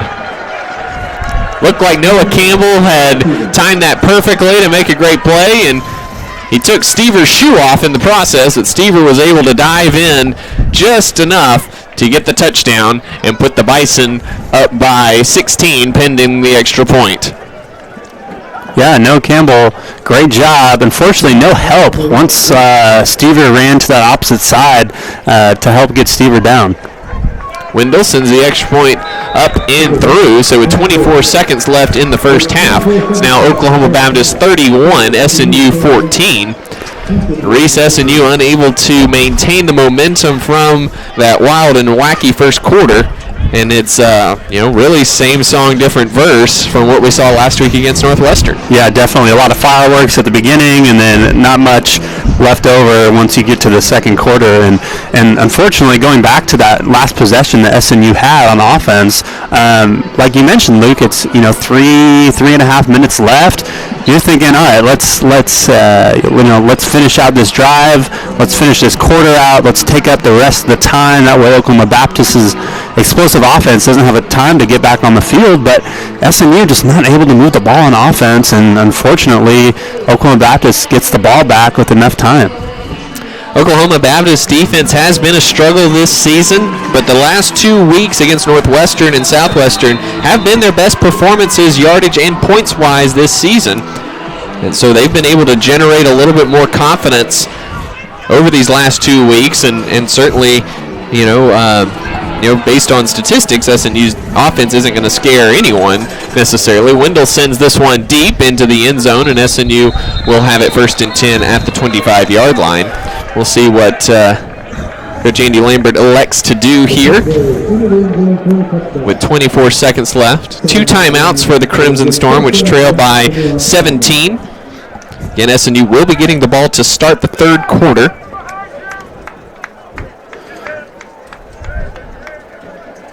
And we'll see if SNU can try to make something happen here in these last few seconds. Yeah, it looks like they might just take a knee.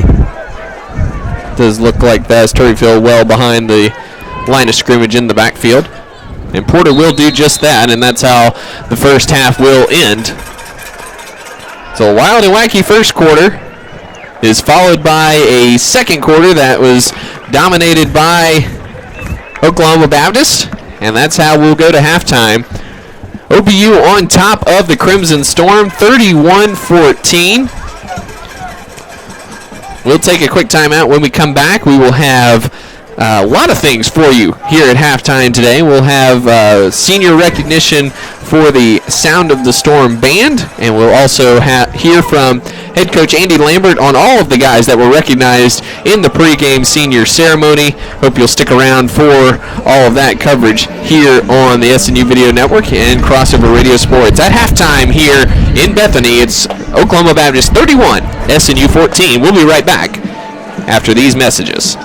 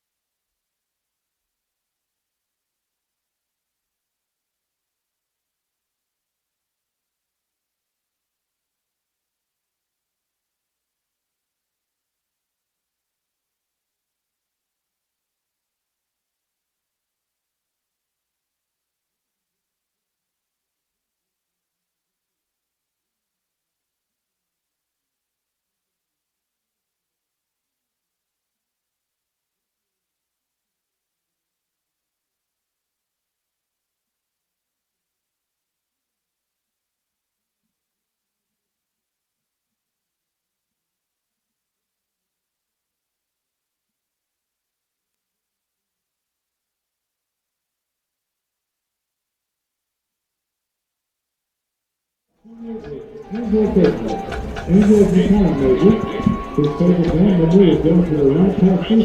back to halftime here at SNU Football Stadium.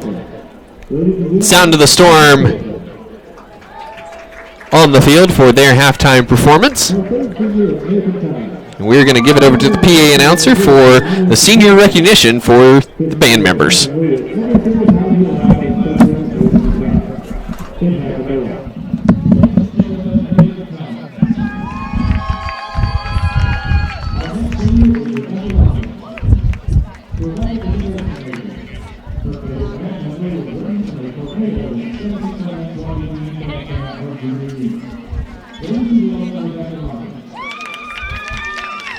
Our next senior is 51.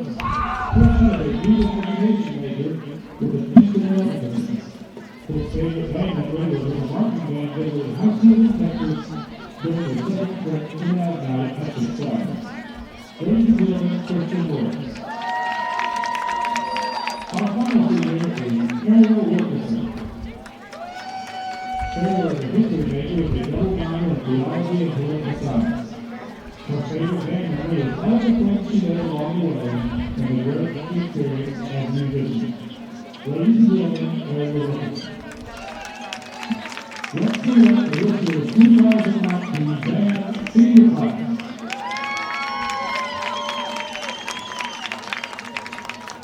And now it's time for the halftime entertainment.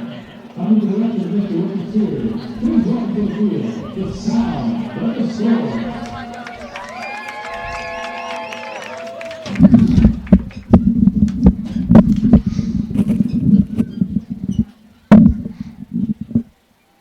And that was the Sound of the Storm senior recognition. We will now pitch it over to head coach Andy Lambert, who we sat down with yesterday afternoon talking about the 15 seniors that were recognized before today's game. And we will get he had a little thing to say about each one of them. So we will send it over to Coach Lambert now with those kind words about this year's SNU football senior class.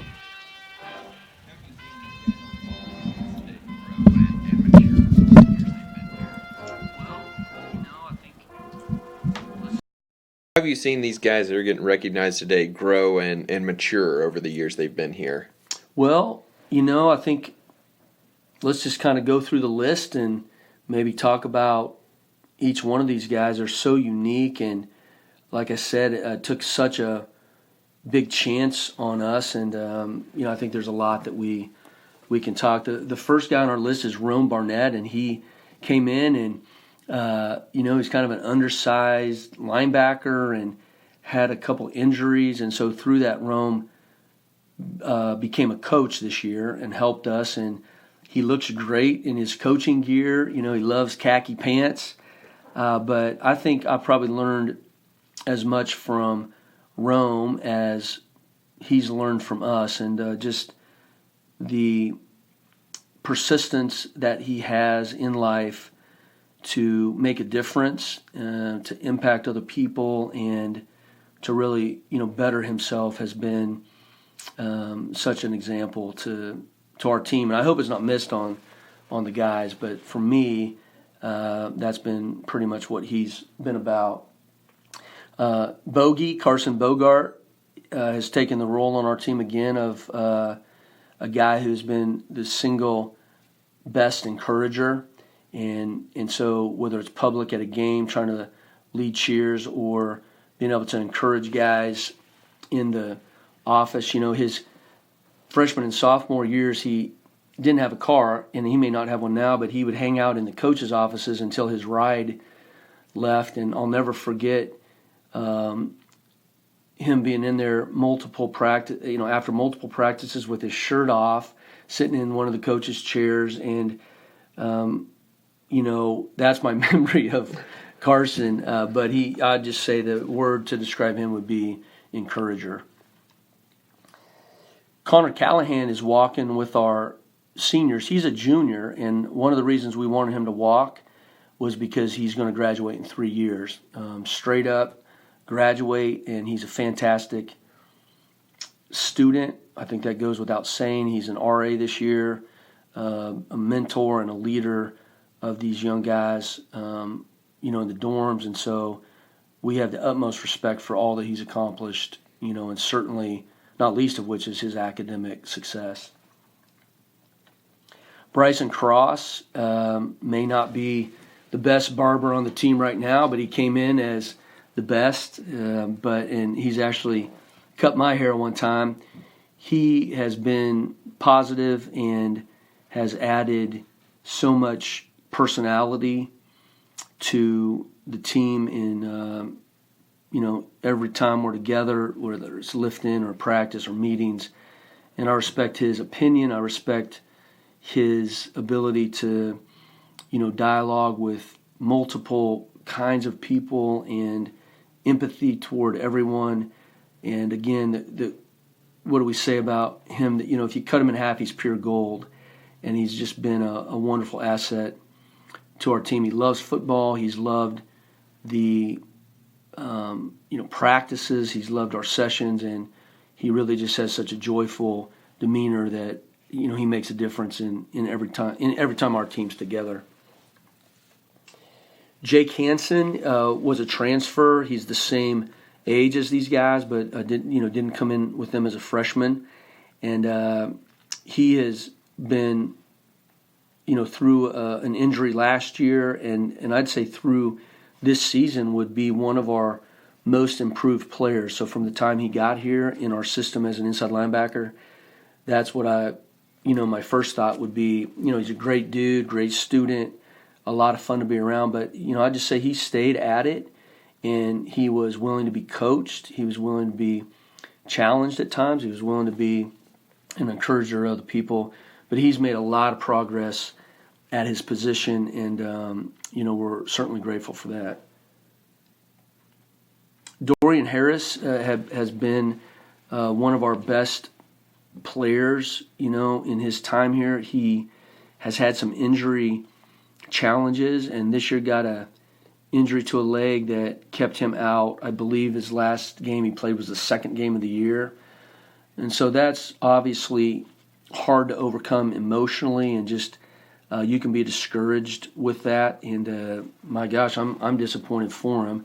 But he's been at our stuff. He's been he attends everything that we do, and he's been a mentor, I think, to the young guys on the team. And I'm just sorry that he hasn't been able to have a healthy senior year. Hunter Jones, he was here when we got here. He's, I think, the lone guy on the team, and he is going to graduate with his master's degree. He has been working on his master's for a year or so now, and is great in the weight room. I think one of the things that I would note most about him is just how strong he is, and how he impacted our young guys with his lifting and just showing them the way. And a lot of progress has been made in that, and some of that's due to his example and how he's been able to engage in that. He's going to be a great coach. He has really been a leader in that on the offensive line for the last couple of years, and whatever he wants to do down the road in coaching, he's going to have a lot of success.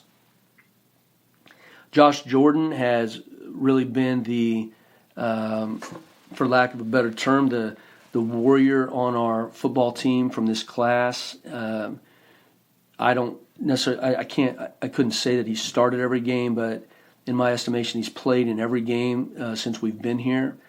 I don't think that he's missed a practice or a workout, and he has played above his weight, above his size. He's played better than a guy his size and strength should play, and that's been such a blessing to see and to experience, and to have him grow as a leader. He's vocal. He's been, this last week he's running around being super positive and just trying to take some guys with him in that way. But I've enjoyed watching him play over the last 4 years as much as anybody I've ever coached. Josh Lesner's been our long snapper. He's a math major, and I will say this about Josh. I've had the deepest, most intellectual conversations with him as anybody we've had, and that's been awesome. He brought a great skill to his craft. He's helped us even as we have coached the kickers and worked with them. We've been able to bounce a lot of stuff off of Josh, and he's been just such a good asset to our program. And it's kind of strange to talk about a long snapper as impactful, at least in that way. But man, he comes to every practice. He does wonderful with anything that we've asked him to do, and so we're going to miss him a lot next year. Driston McCubbins came all the way from Indiana, and he just made a home here, and he is quirky in the best possible way. to know him is to have the utmost respect for him as a person and to really enjoy him. Again, he has given a lot of blood, sweat, and tears on the field and played a lot of football for us. And, I think his plans are to, get hitched and head back to Indiana, and we're sure going to miss him around the program when he does that. Sam Perkins came in, and I think he'll graduate in May. He suffered what seems to be right now a career-ending injury, but I want to say that he, in so many different ways, exemplifies, who we want our players to be. He's fierce, he is tough, but yet he is kind and considerate and cares deeply about other people. And he's a big guy. He wears a big beard, and but when you get to know him, he has concern for others, and that's important to him. And again, I've learned a lot from being around and watching him interact with other people. Reed Rolofs, has been at times a great playmaker for us. There have been injuries that I think have hampered his ability to really be all that he would want to have been. He played one season of high school football, which is crazy when you think about it. And he took a chance on us and came out. He was from the Tacoma, Washington area and has grown into just a great young man. I mean, just being wanted to be, counted on and wanted to be a really good practice player. And he's going to do exceptional things when he gets out and kind of goes into whatever he ends up doing. And we're going to miss him a lot. Anthony Stevens came in with the first class. He played, maybe even started some his freshman year, and has just been a presence, on our team these 4 seasons. And he's played a lot of football. I will say that one of the most significant times of my coaching career has been, when Anthony's father passed away last season, during the season. And as we talked with him some right after that event, and another staff member, another employee from the school, and I went to the funeral, and just the life of his father and the testimony about him, as well as just seeing Anthony handle the grief and pain, was impactful for us and for the players and for our staff. I thank him for that. That's a hard way to go, and a hard way to have to live, to come back and process all that's happened with your dad.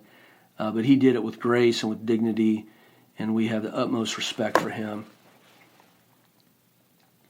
Landon Walker is a new addition. He's the same age as these guys, but he played baseball at SNU and wanted to come out and play football this year, and he has been fantastic. He's a strapping, tall dude, and he looks the part, and obviously we knew that. But then as we got into the season and he played, he played the part, and he's got a chance to come back. That he has eligibility left, and so we hope he does. We're still working through that with him, but our thanks to him and thanks to baseball for letting us have him this fall. He's made a big difference in our program.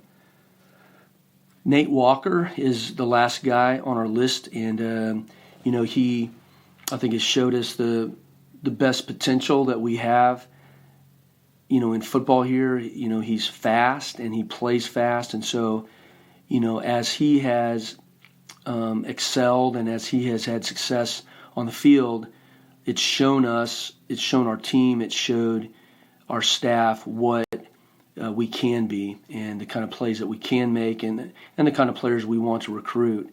And there's just a lot of things that he's done for the offense and his versatility, and so we're thankful for having him here and the fit that he's been what we're trying to do offensively, and hopefully for some great success today, and that he can end.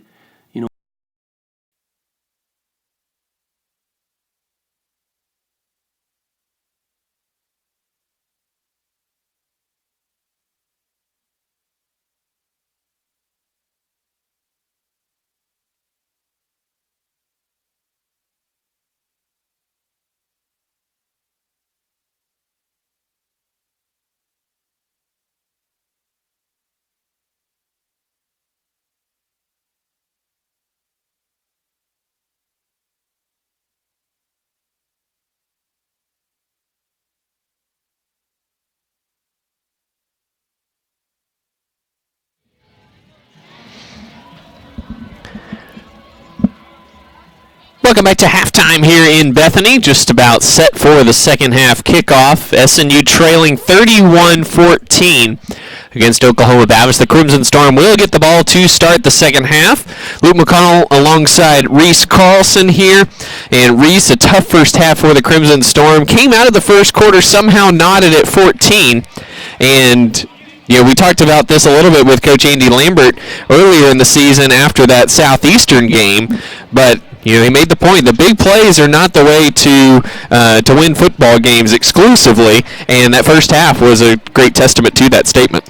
Yeah, definitely. And for SNU, we talked about, Luke, you said the key word there was somehow tied at 14, and if you're watching from home or if you're checking the score and you see that it is a tie game at the first quarter, 14-14, that's just not sustainable 14 points. It's not going to happen over the course of an entire football game. You're going to get interceptions in the opponent's territory, that you're going to get a big special teams play for a touchdown. And so for SNU, although they were able to hang in the first quarter, they just have to do more offensively. SNU just 50 yards of offense, 254 yards of offense for Oklahoma Baptist, and Reese just not a good output against the worst defense in the conference in Oklahoma Baptist. Gage Porter 26 yards rushing and a touchdown. He's 2 for 3 for 6 yards, both of those going to Nate Walker in the passing game.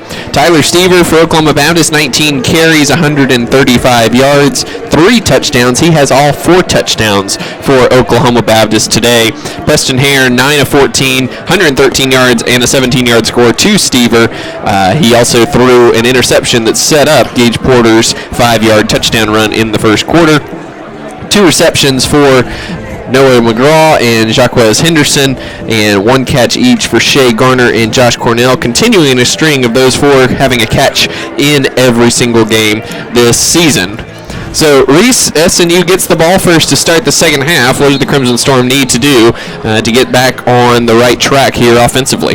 I think you'll see them try to start throwing the ball a little more. I can't be for sure on this, but just looking 3 attempts in the entire first half, that's got to be one of their lowest marks in the season. And I think Reed Roloffs being absent could be a factor for that. So I think they'll throw the ball a little more here to get going. Luke Wendell with the run-up and the boot, and we are underway here in the second half. We'll go through the end zone for a touchback, and SNU will start 1st and 10 at the 25-yard line. Again, Oklahoma Baptist coming into today's game 12th in total defense, 444 yards allowed this season, and they've struggled on both sides. They've given up at least 300 yards passing 3 times. They've given up 300 yards rushing at least 3 times in separate games, of course. So there's not anything in particular that they've been good at, but the last 2 weeks have allowed them to build up some confidence playing Northwestern and Southwestern, something SNU ironically was unable to do in their last 2 games. Gage Porter out there with the offense. Nate Walker is the man in motion. Porter gives to Noah Turbyfield, running hard across the 25 and goes up to the 30-yard line. Josh Arnold there for the tackle for Oklahoma Baptist. And a good 5-yard pickup for the freshman on first down. Yeah, great run by Turbyfield. And as I'm looking now, it looks like we do finally have a tight end check in at J.D. Eddy. Porter swings it out to Nate Walker on the left side. Tries to cut upfield, and his somehow ended up between the legs of an SNU blocker up at the 31-yard line. Just a gain of 1. It'll be 3rd down and 4 for the Crimson Storm. Not really sure how that happened, but suddenly Nate Walker was down in between Vance Hooper's legs, basically squatting underneath them. So 3rd and 4 here for SNU. Critical conversion attempt here for SNU. Really need to get this first down and try to generate some momentum here. Play clock at 10. Walker and Turbyfield on either side of Porter in the backfield. Yeah, let's see if they try to throw the football here. Porter looking for the slant, faces pressure, flag down in the backfield. Porter scrambling, trying to get the first down. He's tackled short by Arnold. It's going to come up a yard shy. I believe we're going to get a hold here on SNU. It is going to be 4th down, and Coach Chris Jensen going to decline the penalty. That'll bring up 4th and 1. Now, obviously, I believe if SNU were to try to go for it here, that Oklahoma Baptist would have the option of using the penalty still, but SNU is going to punt. So a quick 3 and out for the Crimson Storm. We'll send Ryan Reed on to punt for SNU. It'll be his 5th punt today, and Reese, another drive in the 3rd quarter, another punt or turnover. 36 drives now this season in the 3rd quarter. 33 have ended in a punt or turnover. Reed sends this one away, gets knocked down a little bit by the wind, lands at the 41-yard line, and Josh Lesnar there, 2 down at about the 43. So Oklahoma Baptist will take over 1st and 10 at the 43-yard line, just a 23-yard punt. And we will take timeout as well. 13:23 to go in the 3rd quarter. SNU trailing 31-14. Oklahoma Baptist coming up on offense when we come back right after this here on the SNU Radio Network.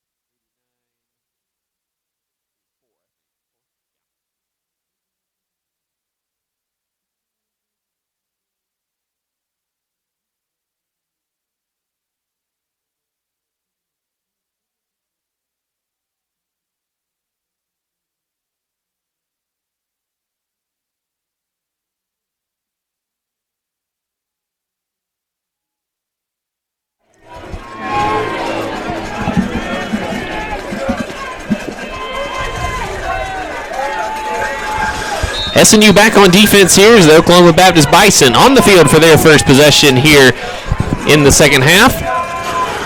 Preston Hare gives the ball to Tyler Stever, running right up the middle, and is going to be taken down after a gain of 3 up at the 46-yard line. Jaden Simmons again on the tackle, along with Jake Hansen. Josh Jordan coming down from his safety position to help make the play there as well. Yeah, we mentioned this earlier, but it'll be interesting to see how they balance Stever's workload. I mean, he has 20 carries. That's an entire game's worth for a lot of running backs only in the first half. 2nd and 7 for Oklahoma Baptist at their own 46-yard line. 2 wide receivers either side. Stever running out to the left flat. Hare looking for Henderson, and he's got it. Down at the 26-yard line, got in between Trent Smith and Cam Wells, and made a nice adjustment on that ball, and a really nice throw from Preston Hare. Yeah, perfect throw by Preston Hare into double coverage, and just a perfect spot where only his guy could get it. And then a good catch, too, holding on to it as Wells was right there. So 1st and 10, Bison knocking on the door of the red zone once again from the 26-yard line of SNU. Stever bottled up, but he's going to be dropped for a 2-yard gain down to the 24-yard line. So it'll be 2nd and 8. Hansen in there again. And Reese Jake Hansen's been everywhere as the season has gone along for this SNU defense. Yeah, definitely. Coming into the game, he was, I believe, 5th in the conference in total tackles. And Lambert mentioned it's one of the most improved players they've had on the team. He's really stepped up big this season with the absence of Miles Roll. Hare swings it out to Stever in the flat. Noah Campbell with a terrific tackle in the backfield. Loss of 5 back to the 29-yard line as Noah Campbell came flying in from his outside linebacker position and made a terrific play in space. Yeah, great job fighting through a tackle and then coming up big in a big spot, which will force Preston Hare and this Oklahoma Baptist offense to convert on a 3rd and long. 2 wide receivers either side. Hare trying to go deep. Now he's going to have to float it across the middle for Garner. Knocked away nicely by Dylan Bauer. A flag comes in from the far side of the field.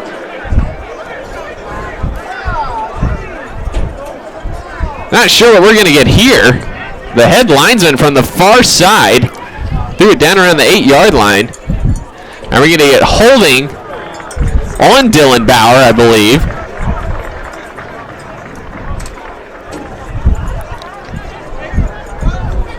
And the field judge over explaining the call to Coach Andy Lambert, defensive coordinator Kyle Shank. Yeah, and I'm not sure if Preston Hare saw the flag go and then maybe thinking he was going to get a free play or something, because he kind of just flicked the ball out there at the end. So the 10-yard penalty will result in an automatic first down at the 19-yard line. Just when SNU had to stop, they give it right back with penalties. Mallory, the running back now, crashes down, gain of 2. Just 1 down to the 18-yard line. 2nd and 9 for the Bison. Josh Shorten flowing up and coming in. He just does such a great job from his safety position, coming in and making tackles. Stever, the one running back. 2 wide receivers to the left, 1 to the right for the Bison.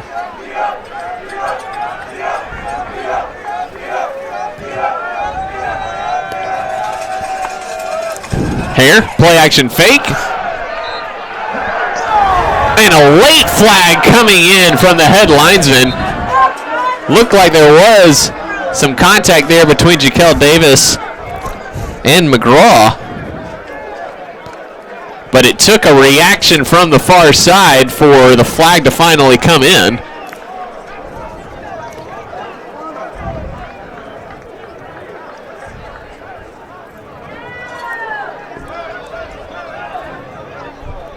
And we're going to get pass interference here on Jaquel Davis. And that'll move the ball inside the 10-yard line. And a 1st and goal opportunity here for the Bison. So the SNU secondary with a couple of issues, a couple of penalties here.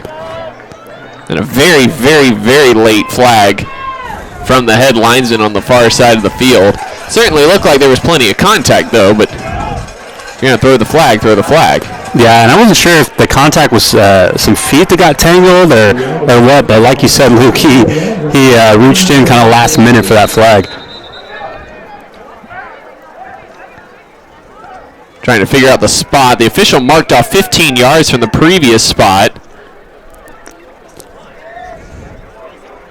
I believe this should be a half the distance to the goal inside the 20-yard line. And Oklahoma Baptist was lined up in a wildcat spot with Steve at quarterback and Preston Hare out as the outside receiver. Let's see if they stick with that.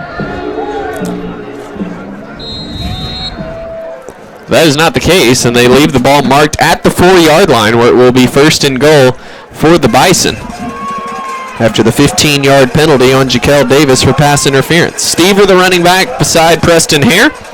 Henderson, the man in motion, takes the fly sweep on the little pitch forward, dives for the end zone, and he's going to be down at the 1-yard line.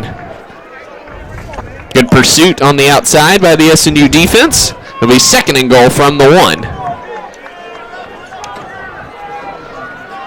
Bison going quickly to the line of scrimmage, You would imagine this is going right in the belly of Tyler Stever here.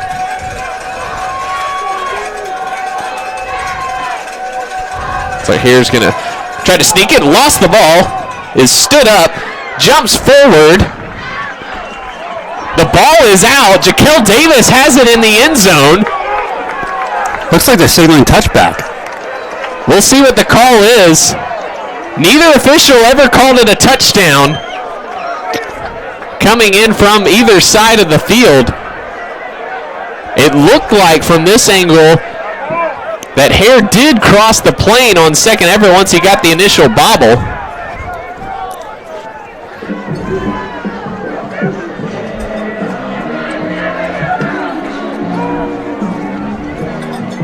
And the ruling is going to be third down. Basically, they're going to rule his forward progress was stopped. That's seemed like the most unlikely of the three options. Yeah, that definitely would have been C on the choices there. A was touchdown, B was fumble. C is forward progress was stopped. That was a very quick forward progress. But we'll do it again, third and goal. Steve up the middle, slapped in the backfield, and SNU takes him down at the 1 again. Fourth down upcoming. What a great stand by the SNU defense after putting themselves in a couple difficult spots with some penalties and now just standing up strong. Fourth and goal here. Oklahoma Baptist obviously leaving the offense on the field given their success today. And SNU trying one more time to make a stand. Looks like Stever actually lost a yard back to the 2-yard line.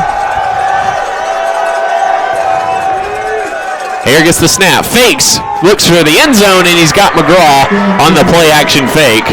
Nicely done by Hare and the Bison offense. Bison a PAT away from going up 24 on the Crimson Storm. Yeah, if you're SNU, you're thinking they're probably giving the ball to Stever, going to keep trying to run it because they've had so much success. And so with the play action, of course, that's just going to leave a wide open receiver, and Preston Hare able to find him wide open. Wendell sends the extra point up and through. So with 8:26 to go here in the third quarter, it's now Oklahoma Baptist 38, SNU 14. We'll take a quick timeout and be back on the other side right after this from our sponsors.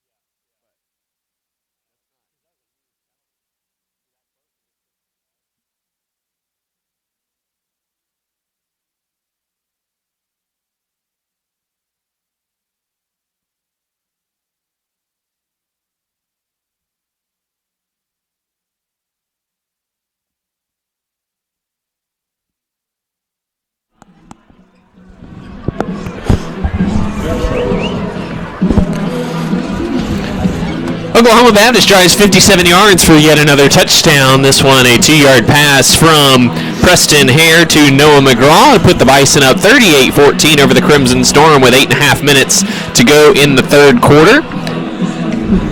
SNU offense looking to get things going here on this possession as Luke Wendell set to kick this one deep to Jaquel Davis, Noah Turbyfill, and Curtis Taylor.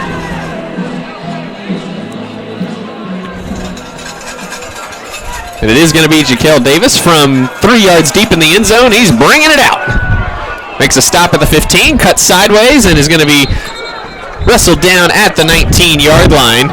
And that's where SNU will take over first and 10. Could have been 6 yards closer, but certainly can't blame Jaquel Davis for wanting to try to make something happen, given the success that he's had on kickoffs this season. Yeah, definitely. You don't see that often, a guy in college football take it out with, 3 yards deep in the end zone. But when you're Jaquel Davis, and like you said, Luke, a lot of success, and you're down 14-38 in the third, then why not? SNU shuffles around. Caleb Bates now at left tackle and Hunter Flanagan at right tackle here to start this drive. Brandon Perez, the man in motion. Porter looks that way and now goes right up the middle. He's got space. Nice spin move at the 30, 35, 40. Gets a block. 50, 45, out of bounds. And I'm not sure where this flag is coming in on. Don't think it was an illegal crackback block. No. If that's what they call, that's outrageous.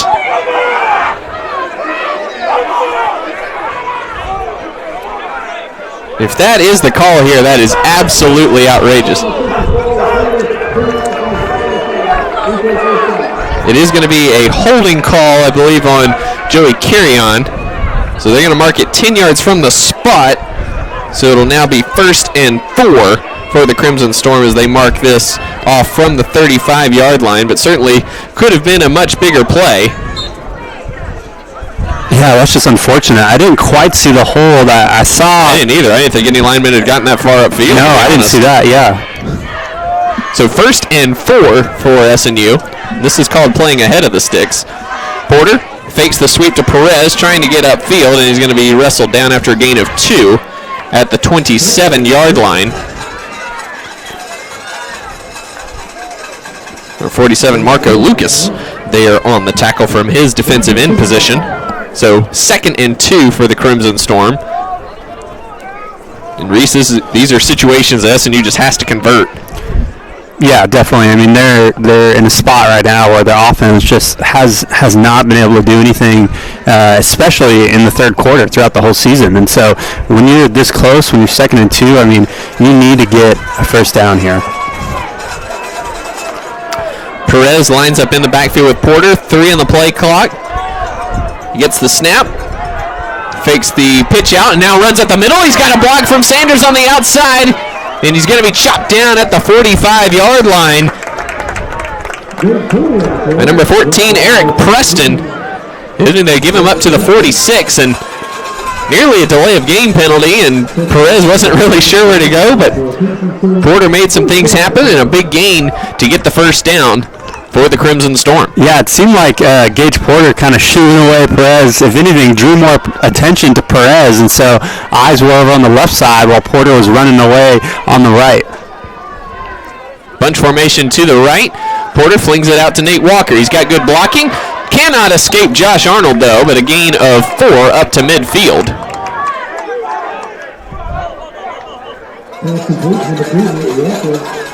They'll bring up 2nd and 6 from midfield. 6 minutes and change to go here in the third quarter. Oklahoma Baptist leading SNU on Senior Day, 38-14.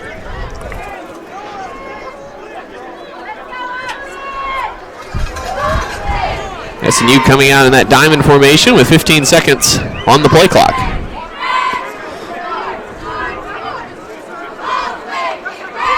Give us to Perez, trying to find a hole. Stays on top of an OBU tackler and gains 3 yards. Bring up 3rd down and 3 from the 47-yard line. Again, a 3rd and very manageable here for the Crimson Storm. But even still, even manageable has been hard to come by for SNU this year. Just 25% on 3rd downs this season. They are 1 of 6 today. Yeah, and like you said, Luke, manageable. And so I think SNU, whenever they're in a situation where it's not 3rd and medium, 3rd and long, it's just they need to put their nose to the ground and convert. Porter fakes to Perez, and a nice job coming off the end by Trajan Lands. No one touched him. Porter gains 1. It's going to be 4th and 2. And down 24 with 5 minutes to go in the third quarter. SNU will go.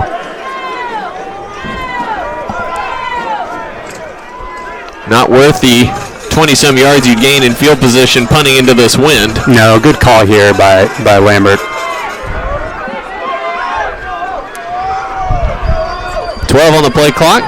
Porter back to pass, looks for the out to Perez, and a diving catch made at the 40-yard line. The pass was slightly off target, but Perez, tremendous play, diving for that, and a first down for SNU. Yeah, that's big time from the back.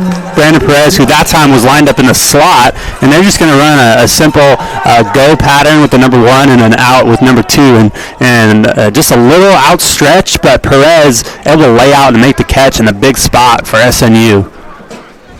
Down to 4 minutes to go here in the third quarter. 3 wide receivers to the right, 1 to the left for SNU.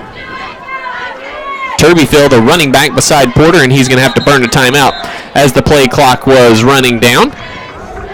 That'll be SNU's first timeout of the half. And we'll keep it right here. And Reese, SNU doing a little bit of something offensively here on this drive. Couple first downs. Been able to get down to the OBU 40-yard line with that 4th down conversion by Brandon Perez. Yeah, and it just seems like there's a little more, a few more lanes for the ball carriers so far. Gage Porter has been able to make a little something happen, and Brandon Perez with a good carry and then a good catch there. And so it'll be interesting to see how SNU down the stretch wants to force their will offensively. The run game has struggled this far, and obviously just not that many pass attempts, but it'll be interesting to see, down here 14-38 if they don't start trying to throw the football a little more. SNU up to 110 yards of offense here. They put up 60 yards of offense here in the third quarter alone, just 50 in the first half. So things going well. An update from up the road in Edmond, the SNU women's team leading Central Oklahoma 48-44 with 6.5 minutes to go in that game. We'll keep you posted there on Trip May Squad. Brandon Perez takes the sweep around the right side, is upended and dives forward to the 35-yard line. Ball came out. The officials rule him down.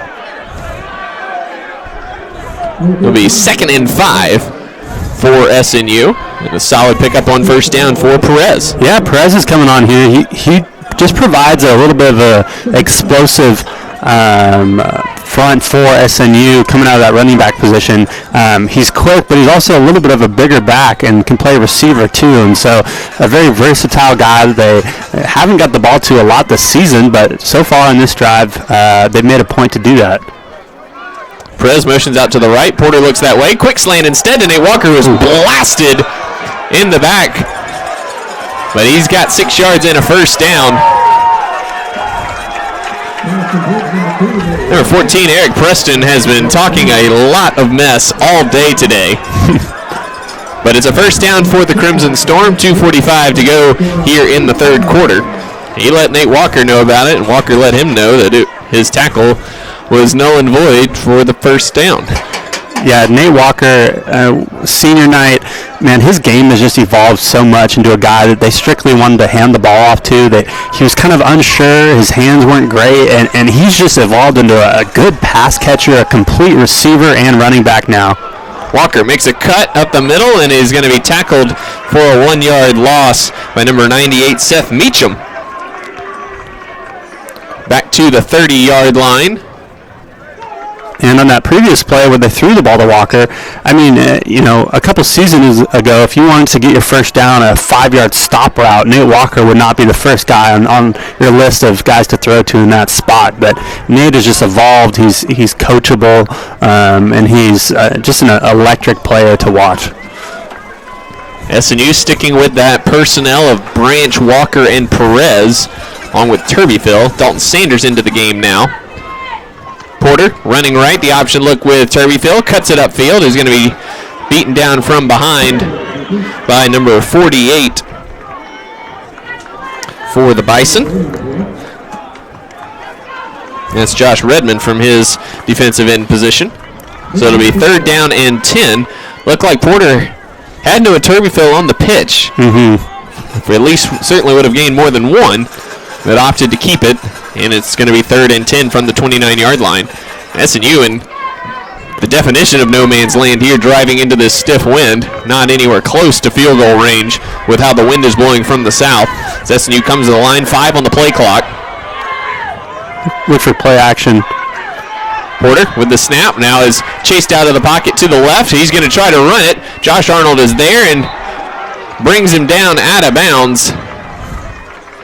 A gain of, I think, 3 is where they're going to mark him at the 27-yard line.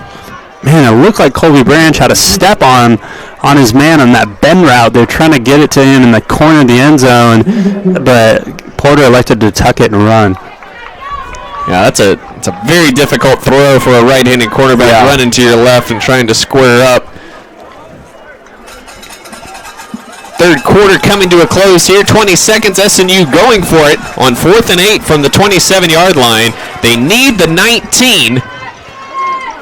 Perez the man in motion. Porter pressured by Meacham again. Trying to get upfield, and he does. He's got the first down and more. Down to the 10, down to the 7.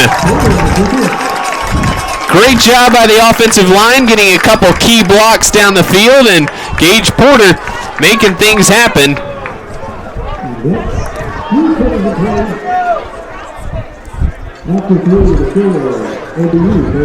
And that is going to be the end of the third quarter. SNU drains the last, I believe, 8 minutes of the third quarter with that drive, and are set up first and goal when we come back here to Bethany. Bison leading this one 38-14. SNU knocking on the door when we return right after this.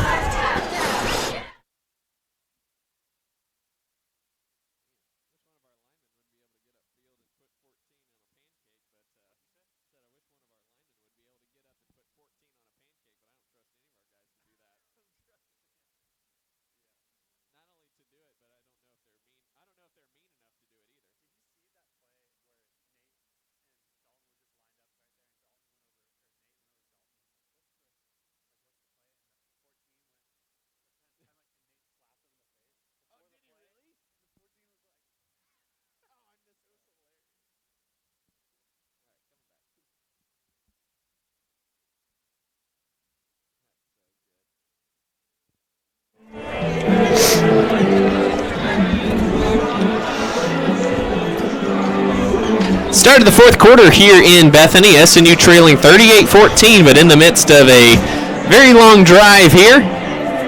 Started back at their own 19-yard line. They've been able to make things happen here on this drive and now have first and goal at the Oklahoma Baptist 7-yard line. SNU with 93 yards of offense there in that third quarter after just 50 in the first half, but no points to show for it as of yet. Well, if you're watching from home and maybe you're curious or sometimes confused on what this SNU offense is built to do, it's not built to run big-time plays. It's built to chew clock, run the football, hit some play action, and so this is a picture-perfect drive for SNU. They couldn't have asked for anything more, and they just need to finish it here as they get to the goal line. First and goal, SNU. Nate Walker, Brandon Perez out to the left. Colby Branch to the right. Noah Turbyfield, the running back, with Gage Porter in the backfield. Perez, the man in motion, to the field. Porter trying to escape. He does, and his helicopter down at the 1-yard line. Second and goal upcoming. Got away from defensive end Marco Lucas there and nearly got to the goal line. SNU just needing about a foot here. Porter up under center. Driving the pile forward, and he's into the end zone for the touchdown.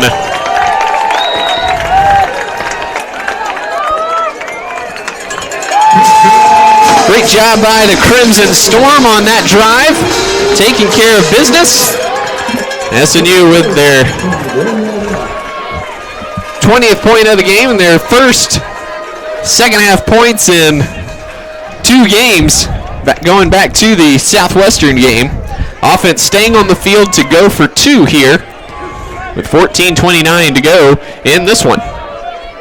just a really good drive overall by the offense, but also by Gage Porter, doing it all, running, throwing, finishing at the goal line. Wide pitch to Perez. He's going to be bottled up in the backfield by Eric Preston, and the try is no good.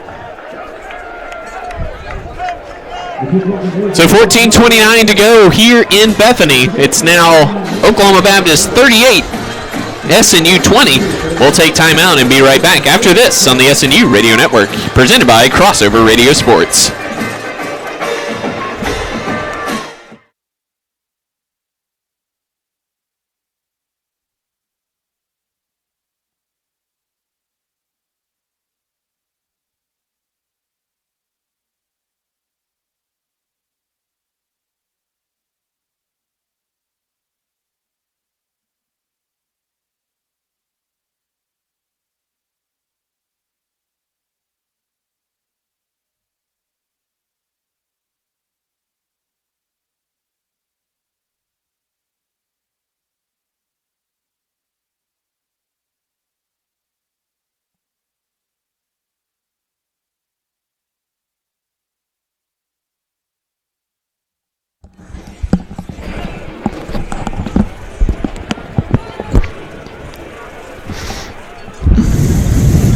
Welcome back. Luke McConnell alongside Reese Carlson here at SNU Football Stadium. SNU just scored to cut the deficit to 18, 38-20. Oklahoma Baptist leading here on Senior Day. That drive for the Crimson Storm. 15 plays, 81 yards, 8 minutes, 49 seconds off the clock. Exactly what you want if you're the SNU offense. Just hard to do that when you're down 24 points, Reese. Yeah, and it's certainly hard to just go 15-play drive all the time. I mean, if you watch teams who are really successful offensively, they can go 15 a pop, but they also want to get some big plays in there too. And so for SNU, really driving the ball down almost 9 minutes without any huge explosive plays. Ryan Reed scoops this one down to Phipps at the 5. Running left, and he's going to be shot down there by number 30 for SNU. That's Noah Turbyfill on good coverage for the Crimson Storm. So Oklahoma Baptist will take over 1st and 10 at their own 25-yard line.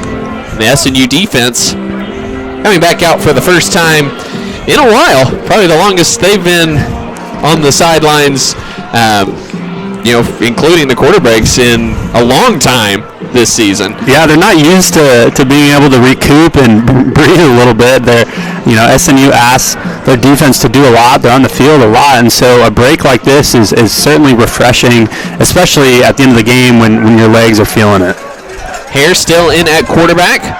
Delayed handoff to Mallory, trying to pick his way up the middle. He does find space, crosses the 30, and he's going to be taken down at the 32-yard line. Gain of 7 for Isaiah Mallory. Looked like SNU had that play bottled up initially, but the play extended and the handoff finally came. Found some space over the right side of the offensive line. So it'll be 2nd and 3 for the Bison at the 32-yard line, leading 38-20 as we're under 14 minutes to go here in this contest. Hare takes the snap, gives to Mallory, trying the left side this time, runs through the arm tackle of Dylan Metter, crosses the 35 to the 36, and that'll be a first down for Oklahoma Baptist. Yeah, and Oklahoma Baptist probably, they just want to put this game away and do it via the run. And if they're forced to pass, if SNU loads the box up, they certainly can and will. But for Oklahoma Baptist, they've just had so much success running the football with both Mallory and Stevers. So I think that's probably what they'll elect to do. 158 yards on the ground for the Bison today, averaging nearly 6 yards a pass or run. Speaking of pass, it's a double pass. Tate with it on the outside. Jaquel Davis forced him to tuck and run. He steps out of bounds after a gain of 2 up to the 38-yard line. Interesting time and place for that. Certainly interesting when you're up by 18 and can easily control the rest of this one with the run. Either way, 2nd and 8 for the Bison here. Hare takes the snap again. The give is to Mallory up the middle. Dylan Mather with first contact takes him down after a gain of 3 up to the 41, and we'll have 3rd down and 5. A great opportunity for SNU defense to get a stop, get the ball back to their offense.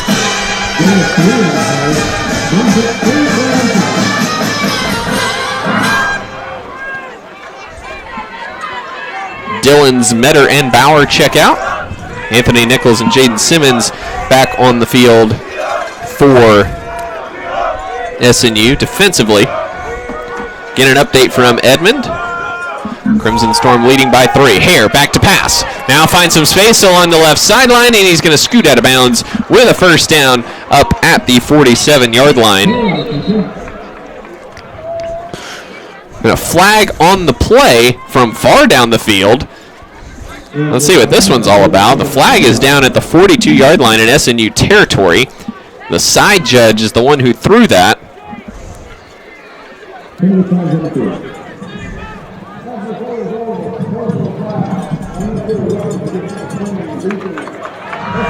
And an unnecessary roughness penalty going on the SNU defense.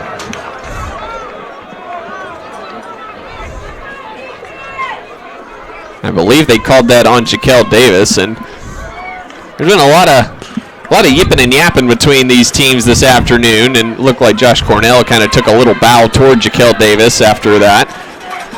So the 15-yard penalty moves it into SNU territory at the 38-yard line, 1st and 10. 2 wide receivers either side. Isaiah Mallory is the running back. Hare with the pump fake. Good coverage down the field by the Storm. Now Hare running out of time. That's going to be a hold. As big number 60, Zach Frazier, had a hand inside the jersey of Zach Spurlock. And SNU will absolutely accept this penalty to make it 1st and 20. An update from Arkadelphia. 7:11 to go, 3rd quarter. All knotted at 14 in the Battle of the Ravine.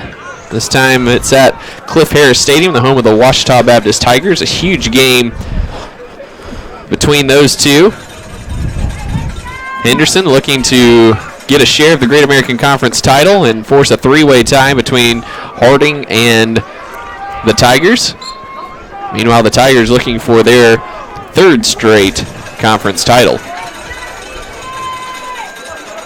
Hare gives to Mallory up the middle. He's going to be met at the line of scrimmage. Slips the tackle of Nichols, but Jake Hansen's there to bring him down after a 2-yard pickup down to the 46-yard line.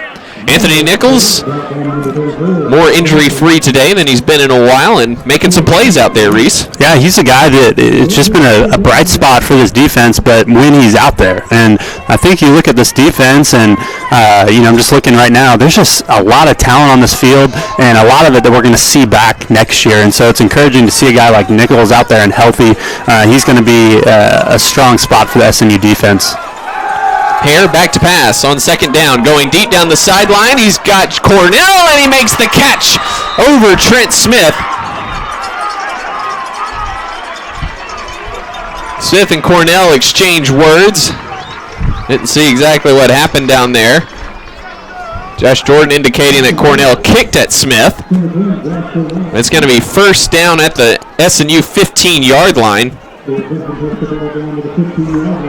Just the 2nd catch of the day for Josh Cornell.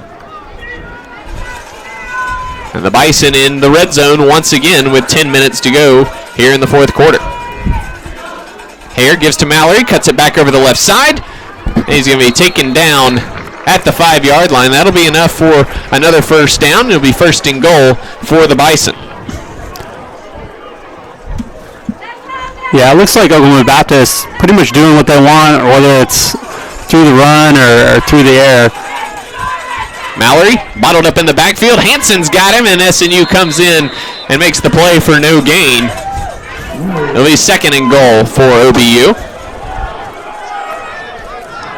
Power package incoming here for the Bison. There's several defensive linemen along with Tyler Stever come in. 97 Jacob Wood in there, number 90 Blake Riley. Number 51, Torrin Smith. So you got 3 defensive linemen out there lined up at fullbacks and tight end. And Tyler Stever in the Wildcat, makes a man miss in the hole, trying to power through. He does not get there. Taken down at the 1. It'll be 3rd and goal.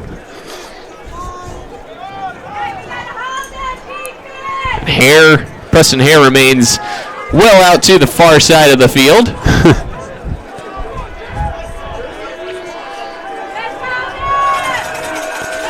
Stever remains in the backfield. SNU with their backs against the wall once again.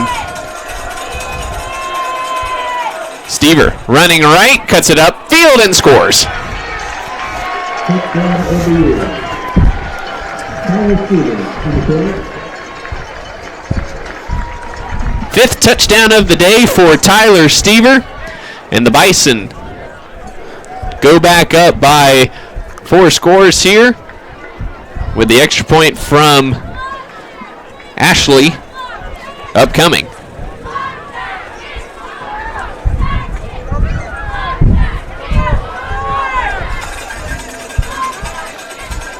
Kick is up, and it is through. So with 8:30 to go, Oklahoma Baptist leads this one 45-20 with 8 minutes and 30 seconds to go here in Bethany. And Reese, a strong response there from Oklahoma Baptist after SNU's 8-minute 50-second drive.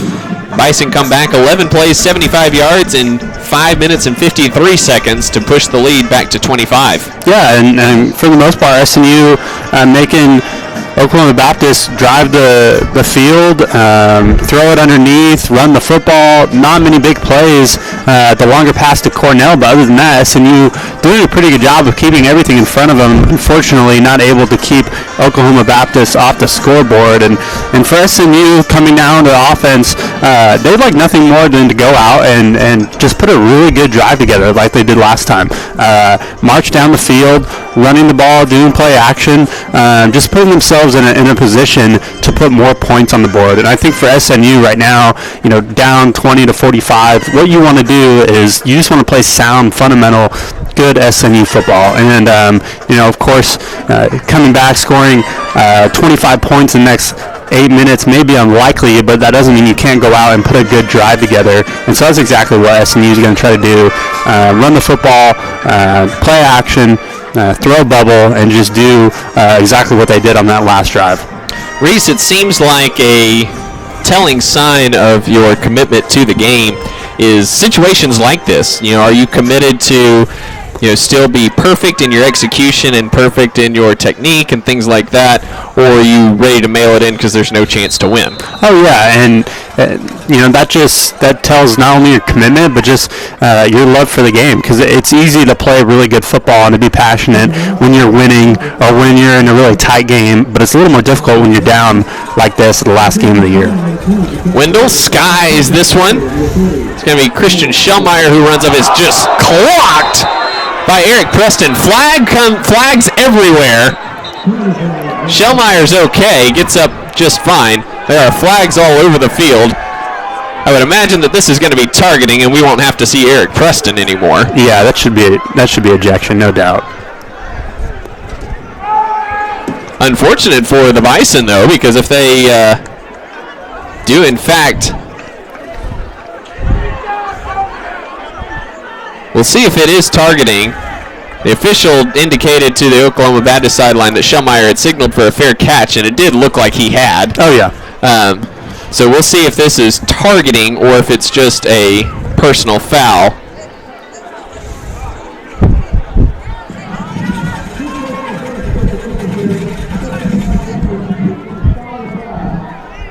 It will not be targeting, just kick-catch interference. So Preston will remain in the game. That's a tough kick-catch interference, though. I mean, because that's a defenseless guy. It's not like you're just accidentally bumping into him while the guy's trying to catch the football.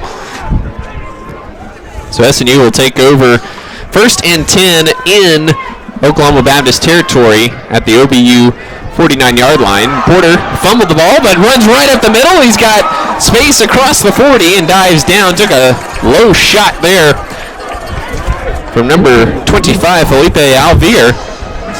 Porter comes up holding that shoulder.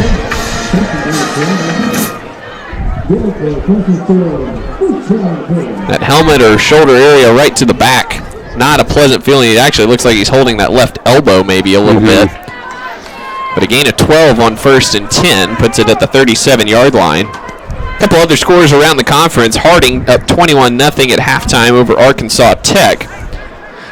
Southeastern up 24-7 just before halftime over East Central. And Southern Arkansas 24-10 over Monticello. Porter gives to Walker, trying to cut it upfield. He's going to be bottled up at the line of scrimmage for no gain.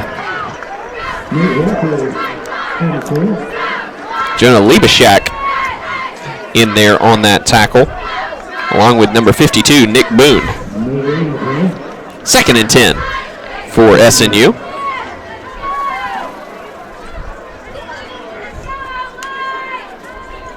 Again, 14-14 score over in Arkadelphia.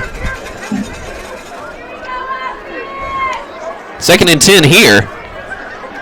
Turbyfield, the man in motion. Porter fakes. He's got a wide open Brandon Perez looking for him deep off the helmet of Will Coleman. Porter saw him and probably rushed his throw just a little bit, didn't get enough air under it, and it nailed Will Coleman right in the back of the head. Fans wanted a pass interference flag, but no face guarding in college. Yeah, it was a good recovery by Coleman, and unfortunately Porter just did not get enough juice on that football to get it out in front of Perez for him to run under it. So 3rd and 10 now for the Crimson Storm. Porter fakes the give to Turbyfield, runs right up the middle, lots of space, spins it away from a tackler at the 25, and he's down to the 22-yard line.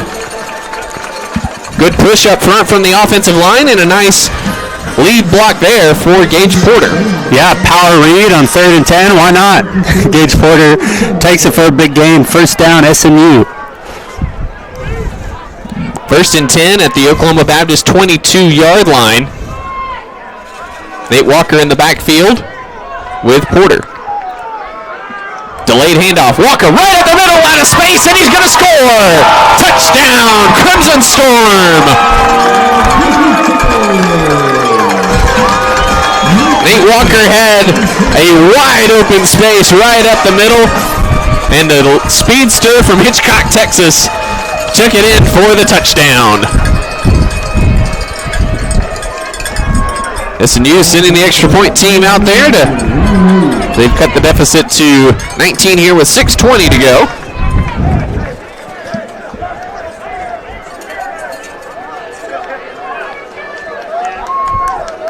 Low snap, Reed gets it up and puts it through. Nice job by Lesnar as that snap was basically rolled back to him from Jaron Alvarado.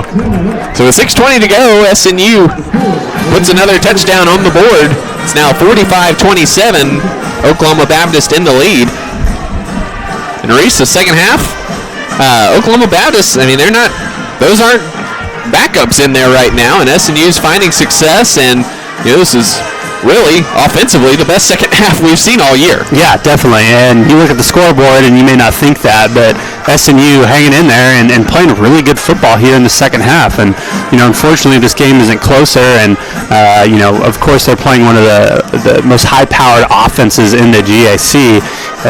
But, yeah, SNU able to go down the length of the field again, drive, and then have that big play at the end by Nate Walker. And a really excellent second half put together by this SNU offense.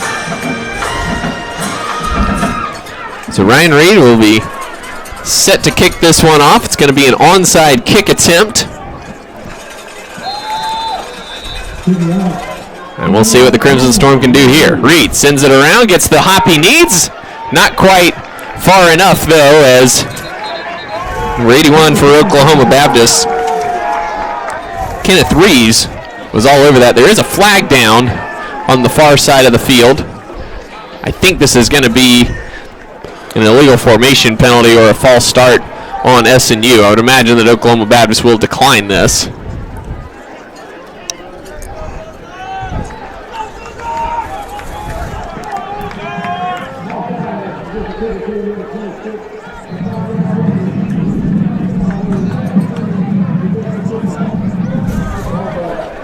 So it'll be 5 yards from the spot of the recovery. So it'll give Oklahoma Baptist 1st and 10 at the 40-yard line. Carson Bogart checking in. The senior on senior day.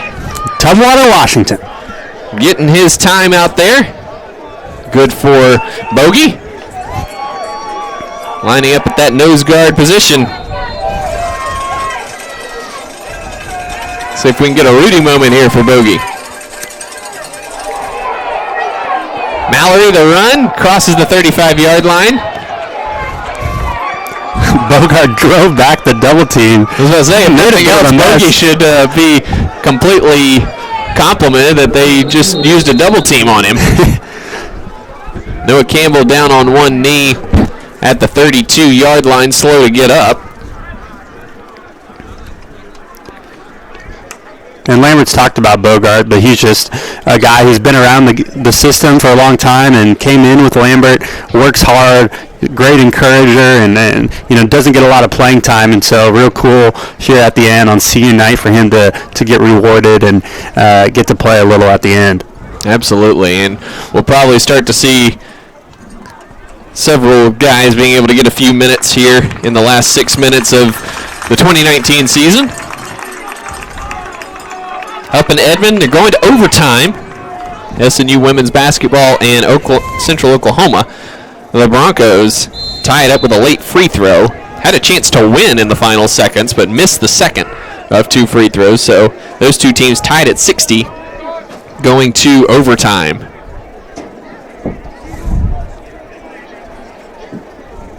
That last drive for SNU, just 5 plays, 49 yards, 2 minutes and 10 seconds off the clock. Clock ticking down here, under 5 minutes and 40 seconds to go. Oklahoma Baptist in control here, up 45-27. SNU has shown some good life here in the second half offensively. Harris, the man in motion to the left. Hare gives to Mallory, slips down in the backfield. And Carson Bogarts is going to go down on the stat sheet. And the crowd goes wild. You gotta love it.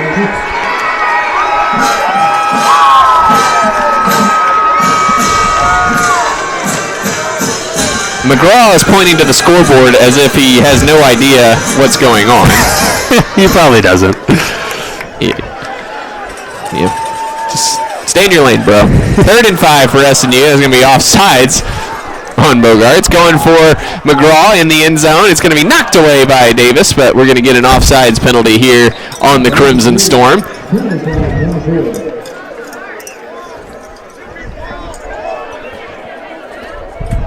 This game has been a rivalry game since these two schools got into Division II in the Great American Conference. So the yardage there on the offsides will result in a first down, but it's been a little bit, I'll be honest, Reese, it's been a little bit more chippy than I anticipated today, but you want rivalry games to be a little bit on edge. Drew Tate now in at quarterback for, Drew Trent. Drew Tate played for Iowa back in the early 2000s. My bad. Drew Trent in at quarterback now for Oklahoma Baptist. He's going to try to run. He's going to slip down in the backfield. Loss of 2 back to the 33-yard line. Bring up 2nd and 12.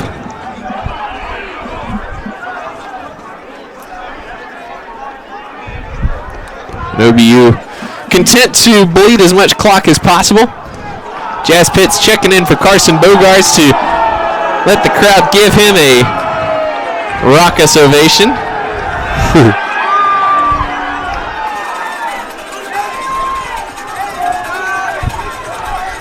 Trent gives to Mallory. Jason Gully nearly had him in the backfield, and instead it's going to be Noah Campbell and Trent Smith taking down Mallory after a gain of 3. We mark him down at the 30-yard line. Brings up 3rd down and 9 for the Bison with 3:40 to go. Yeah, Luke, you mentioned rivalry games, and this has been a game that traditionally can go either way, either SNU or OBU, but recently OBU's program has really taken off, and their offense is just known as one of the top scoring offenses in the GAC, and it's a program that has a winning record after perennially being at the bottom of the conference. Trent, quarterback draw right up the middle. He's got speed, crosses the 20, 15, and is slammed down there by Jaquel Davis at the 14-yard line. Big hit there. But Oklahoma Baptist, another first down in the red zone with 3 minutes to go.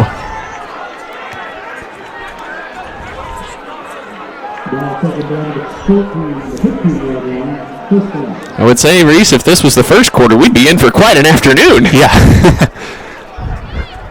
But unfortunately for the Crimson Storm, it's the 4th, and there's only 2 minutes and 40 seconds left in the season for SNU. Trent sends Mallory out wide to the right. He'll run it left. And Bauer slipped down trying to get outside, and Trent takes it in for the 15-yard touchdown. And that'll do it. For real this time, probably. With 2:29 to go, Bison crossed the half 100 mark. It's up to 51-27 now in favor of Oklahoma Baptist.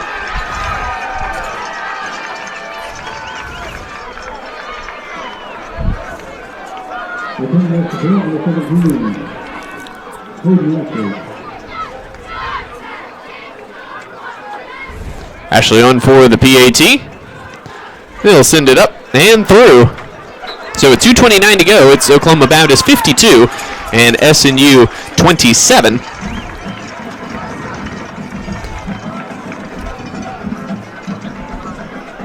And Reese, even in defeat, the 3rd highest scoring output of the season for SNU. 41 the most against Arkansas Tech here back on October 12th, and then the next week at Arkansas Monticello, 28-point loss. And Reese, you kind of look back at that stretch at the beginning of October, that close loss to Monticello. You just wonder what the season would have been like if SNU had been able to hold on to that 20-7 halftime lead. Yeah, that really did seem like a big momentum shifter. Looking back at the entire narrative of the season, it was a game that SNU just feels like they got away from them, and they did.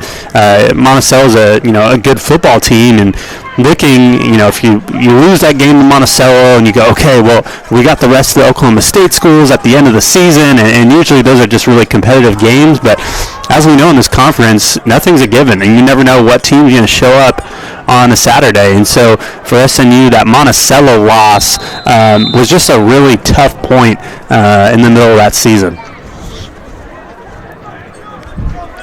Wendell on to send this one away. Perez, Turbyfill, I believe that's Curtis Taylor back there deep. Jaquel Davis getting this one off. Wind has died down pretty decently here as the game has gone along. Wendell skies this one as well. Christian Shellmeyer's there. Takes it at the 35 and gets across the 40 to the 41-yard line. That's where SNU will take over 1st and 10 with 2:24 to go in the 2019 season. Oklahoma Baptist going to win their 7th game this season. And anxiously looking toward Arkadelphia. Ouachita leading that one 17-14, 11:40 to go. Oklahoma Baptist needing Henderson State to win, most likely, in order to go to a bowl game. Jarvis Davis in at quarterback for SNU. He keeps it right up the middle. It's going to be taken down after a very, very short gain. So we'll bring up 2nd and 9 for SNU.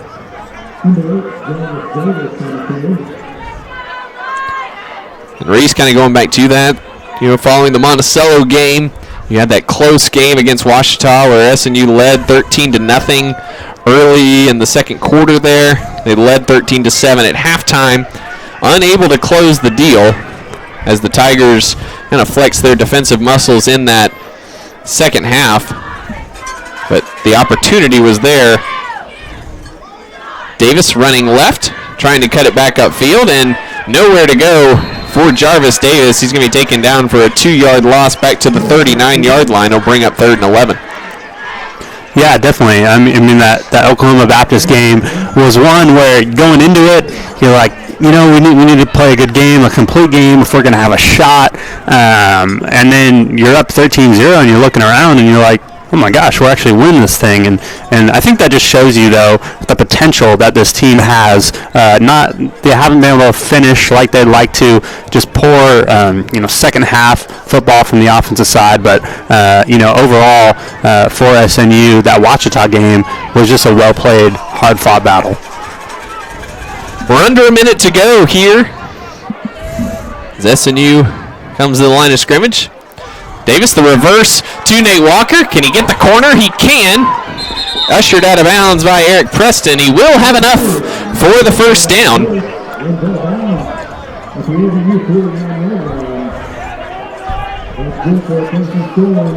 So SNU will run another play here with 41 seconds to go. Possibly 2, depending on if Crimson Storm want to go quick.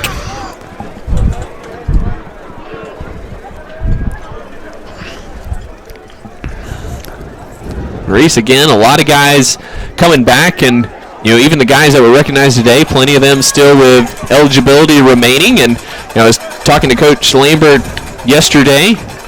That's kind of his version of NFL early entries. Davis back to pass, trying to find space. Pocket collapses, and he's going to be taken down back at midfield. Sacked on the play by number 69 for Oklahoma Baptist, Taylor Manti. And SNU can run one more play, or they can let the clock run out. And it looks like they're going to let... Oh, nope. Maybe we're going to run one more play here. Just kidding. 10 seconds to go. Double just kidding. We're going to let the clock run out here. And that's going to do it for the 2019 season. SNU falls on senior day to Oklahoma Baptist, 52-27. And Reese, your initial thoughts from this one? Yeah, I mean, it was a hard-fought battle for SNU, for a team that normally doesn't play well in the second half. They did show some sparks, some life out of their offense. Unfortunately, this SNU OBU game, over the course of the last couple seasons, OBU has just really turned the tide. They just have such an electrifying offense, and for SNU, it's a tough way to go out on senior night, last game for a lot of these guys, but there are good things to come. I'm sure we'll talk about it. A lot of young guys on both sides of the ball, and so for SNU, there is life, there is future for this program, and I think you're just going to see them to continue to improve. Yeah, Reese, going through, we just kind of, with our charts here in front of us, just looking at the guys who were recognized today. Nate Walker has an option to come back and play some more. Reed Roloffs as well. Kind of going through everybody. Hunter Jones, the only guy along the offensive line on the entire two deep, really, that is going to be lost for sure. Defensively, you do lose Josh Jordan and Anthony Stevens. Safety slot open for business. Dorian Harris, with missing most of the year, has an option to come back for next year. It has some availability remaining there. Justin McCubbins, won't be back. Landon Walker has the option as well to come back. So a lot of guys on both sides of the ball. Jake Hansen's another one who came on really strong in the second half of the season. So a lot of guys with opportunities and options to come back for for more football here with SNU, and how big would that be if they all did? Oh man, I mean, to go out and really only lose, 3 guys who played a lot of football for SNU would be a huge deal coming into next season. And so you look at the guys walking on senior night, and you might think, oh my goodness, so many starters, so many guys who are going to leave. But like you said, Luke, a lot of them still have eligibility and are going to be able to make the decision if they want to come back for another year.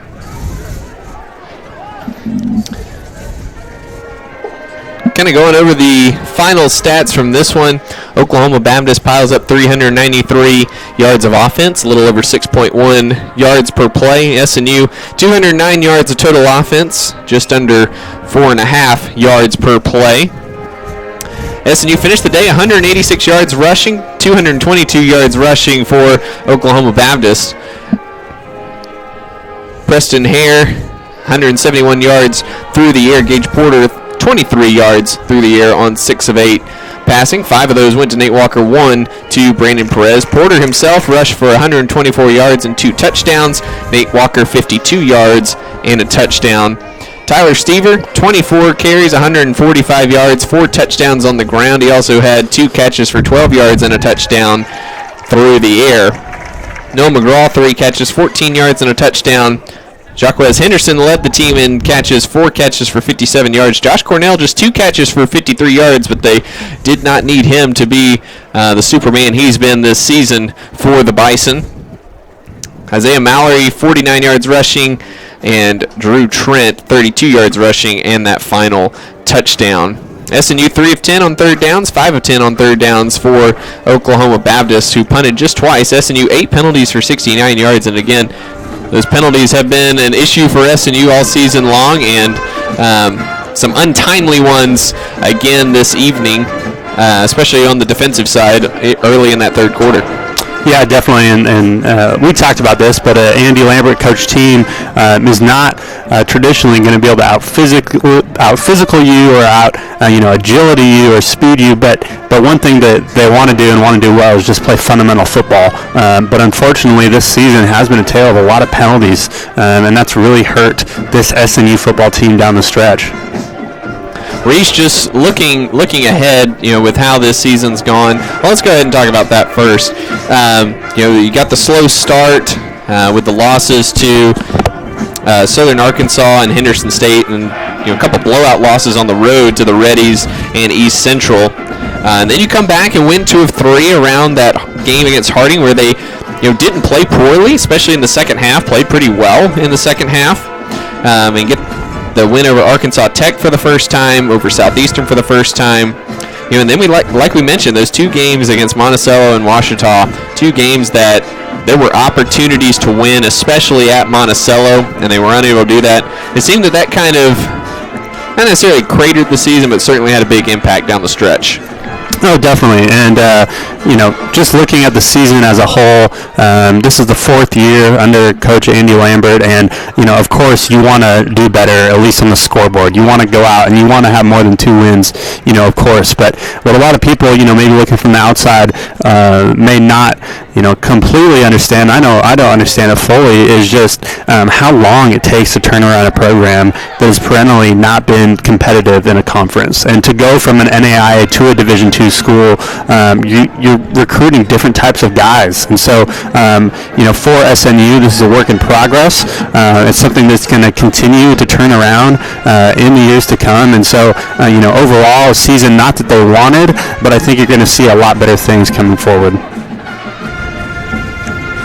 SNU players and families milling around on the field, same with the Bison and their families and position groups, and it's just been a lot of what ifs on this season. You're just looking across the board on both sides of the ball. A lot of what ifs, but I think the biggest thing for SNU, just unable to ever be consistent on offense and unable to find an answer on the run defense side of things as well. Yeah, and I think overall, if I had to pick one, I think it's the offense. They just haven't been able to step up in big times or really put together many drives. I mean, even like we saw that 9-minute drive earlier today. I mean, we just haven't seen that at all out of SNU. And so what that does is it forces your defense to just play really good, and it forces them to do it all the time. And so that's a lot to ask out of a defense. And while the defense did get beat on the ground, it seemed like repetitively every single game, the offense just was not able to put up enough drives to keep the SNU defense off of the field. So looking ahead, Reese, a lot of young guys were big contributors this year. Again, the entire offensive line, two deep, can come back next year, except for Hunter Jones, who I guess finally has exceeded run out of eligibility. It seems like he's been around forever. He's the only player from the previous coaching staff still here in Bethany. So this is 100% Andy Lambert's program, and the group that walked today was his first full recruiting class here. And he mentioned it several times in our conversations that we played for you earlier, both in pregame and at halftime. This is a really special group for him, and it's it's been a special group for you as well, having played with these guys the past few years. Yeah, definitely. I mean, I came in with the guys that you're seeing today walk and graduate, and so it is weird. It's crazy how fast 4 years can go, and I'm just looking at some of the guys like Josh Jordan and Dorian Harris and Nate Walker. I mean, those three have just been so instrumental to this program to just jump starting it from where it was, and they're going to be the guys who you look back maybe 10 years from now, and you're going to say that those guys set the foundation for this football team. And as a guy who played for this program, that's what you're looking for. You left it all out in the field, but at the same time, the score isn't what you wanted, but that what you're hoping for is future success. Maybe not success now, but 5-10 years down the road, hoping for more success. Well, SNU finishes the season 2-9 with today's 52-27 loss to the Bison. Reese, any final thoughts from you on the season and this program going forward? A lot of young guys, and I think a lot of potential going forward. It's a well-coached team, and I think that you're just going to continue to see this SNU football team fight and compete. Reese, it's been a lot of fun doing this with you this year. Had some good times together, and look forward to doing it again next year here in Bethany. For Reese Carlson and Luke McConnell, that'll wrap us up for the 2019 football season. Just a reminder, we'll have complete coverage of SNU men and women's basketball. It's already raring and rolling over on the hard court, so we hope you'll turn out at the Sawyer Center and support the Crimson Storm there. We'll have you covered here on the SNU YouTube page, as well as Crossover Sports online home and away this season. I'll be on the call for all of those games, and hope you'll join us on the journey on the hardwood as we support the Crimson Storm basketball teams as well. We look forward to the 2020 season here on the gridiron as well. So for Reese Carlson and Landry Franks and all of our crew here at Southern Nazarene, this is Luke McConnell saying goodbye, and we'll see you here next September for Crimson Storm football.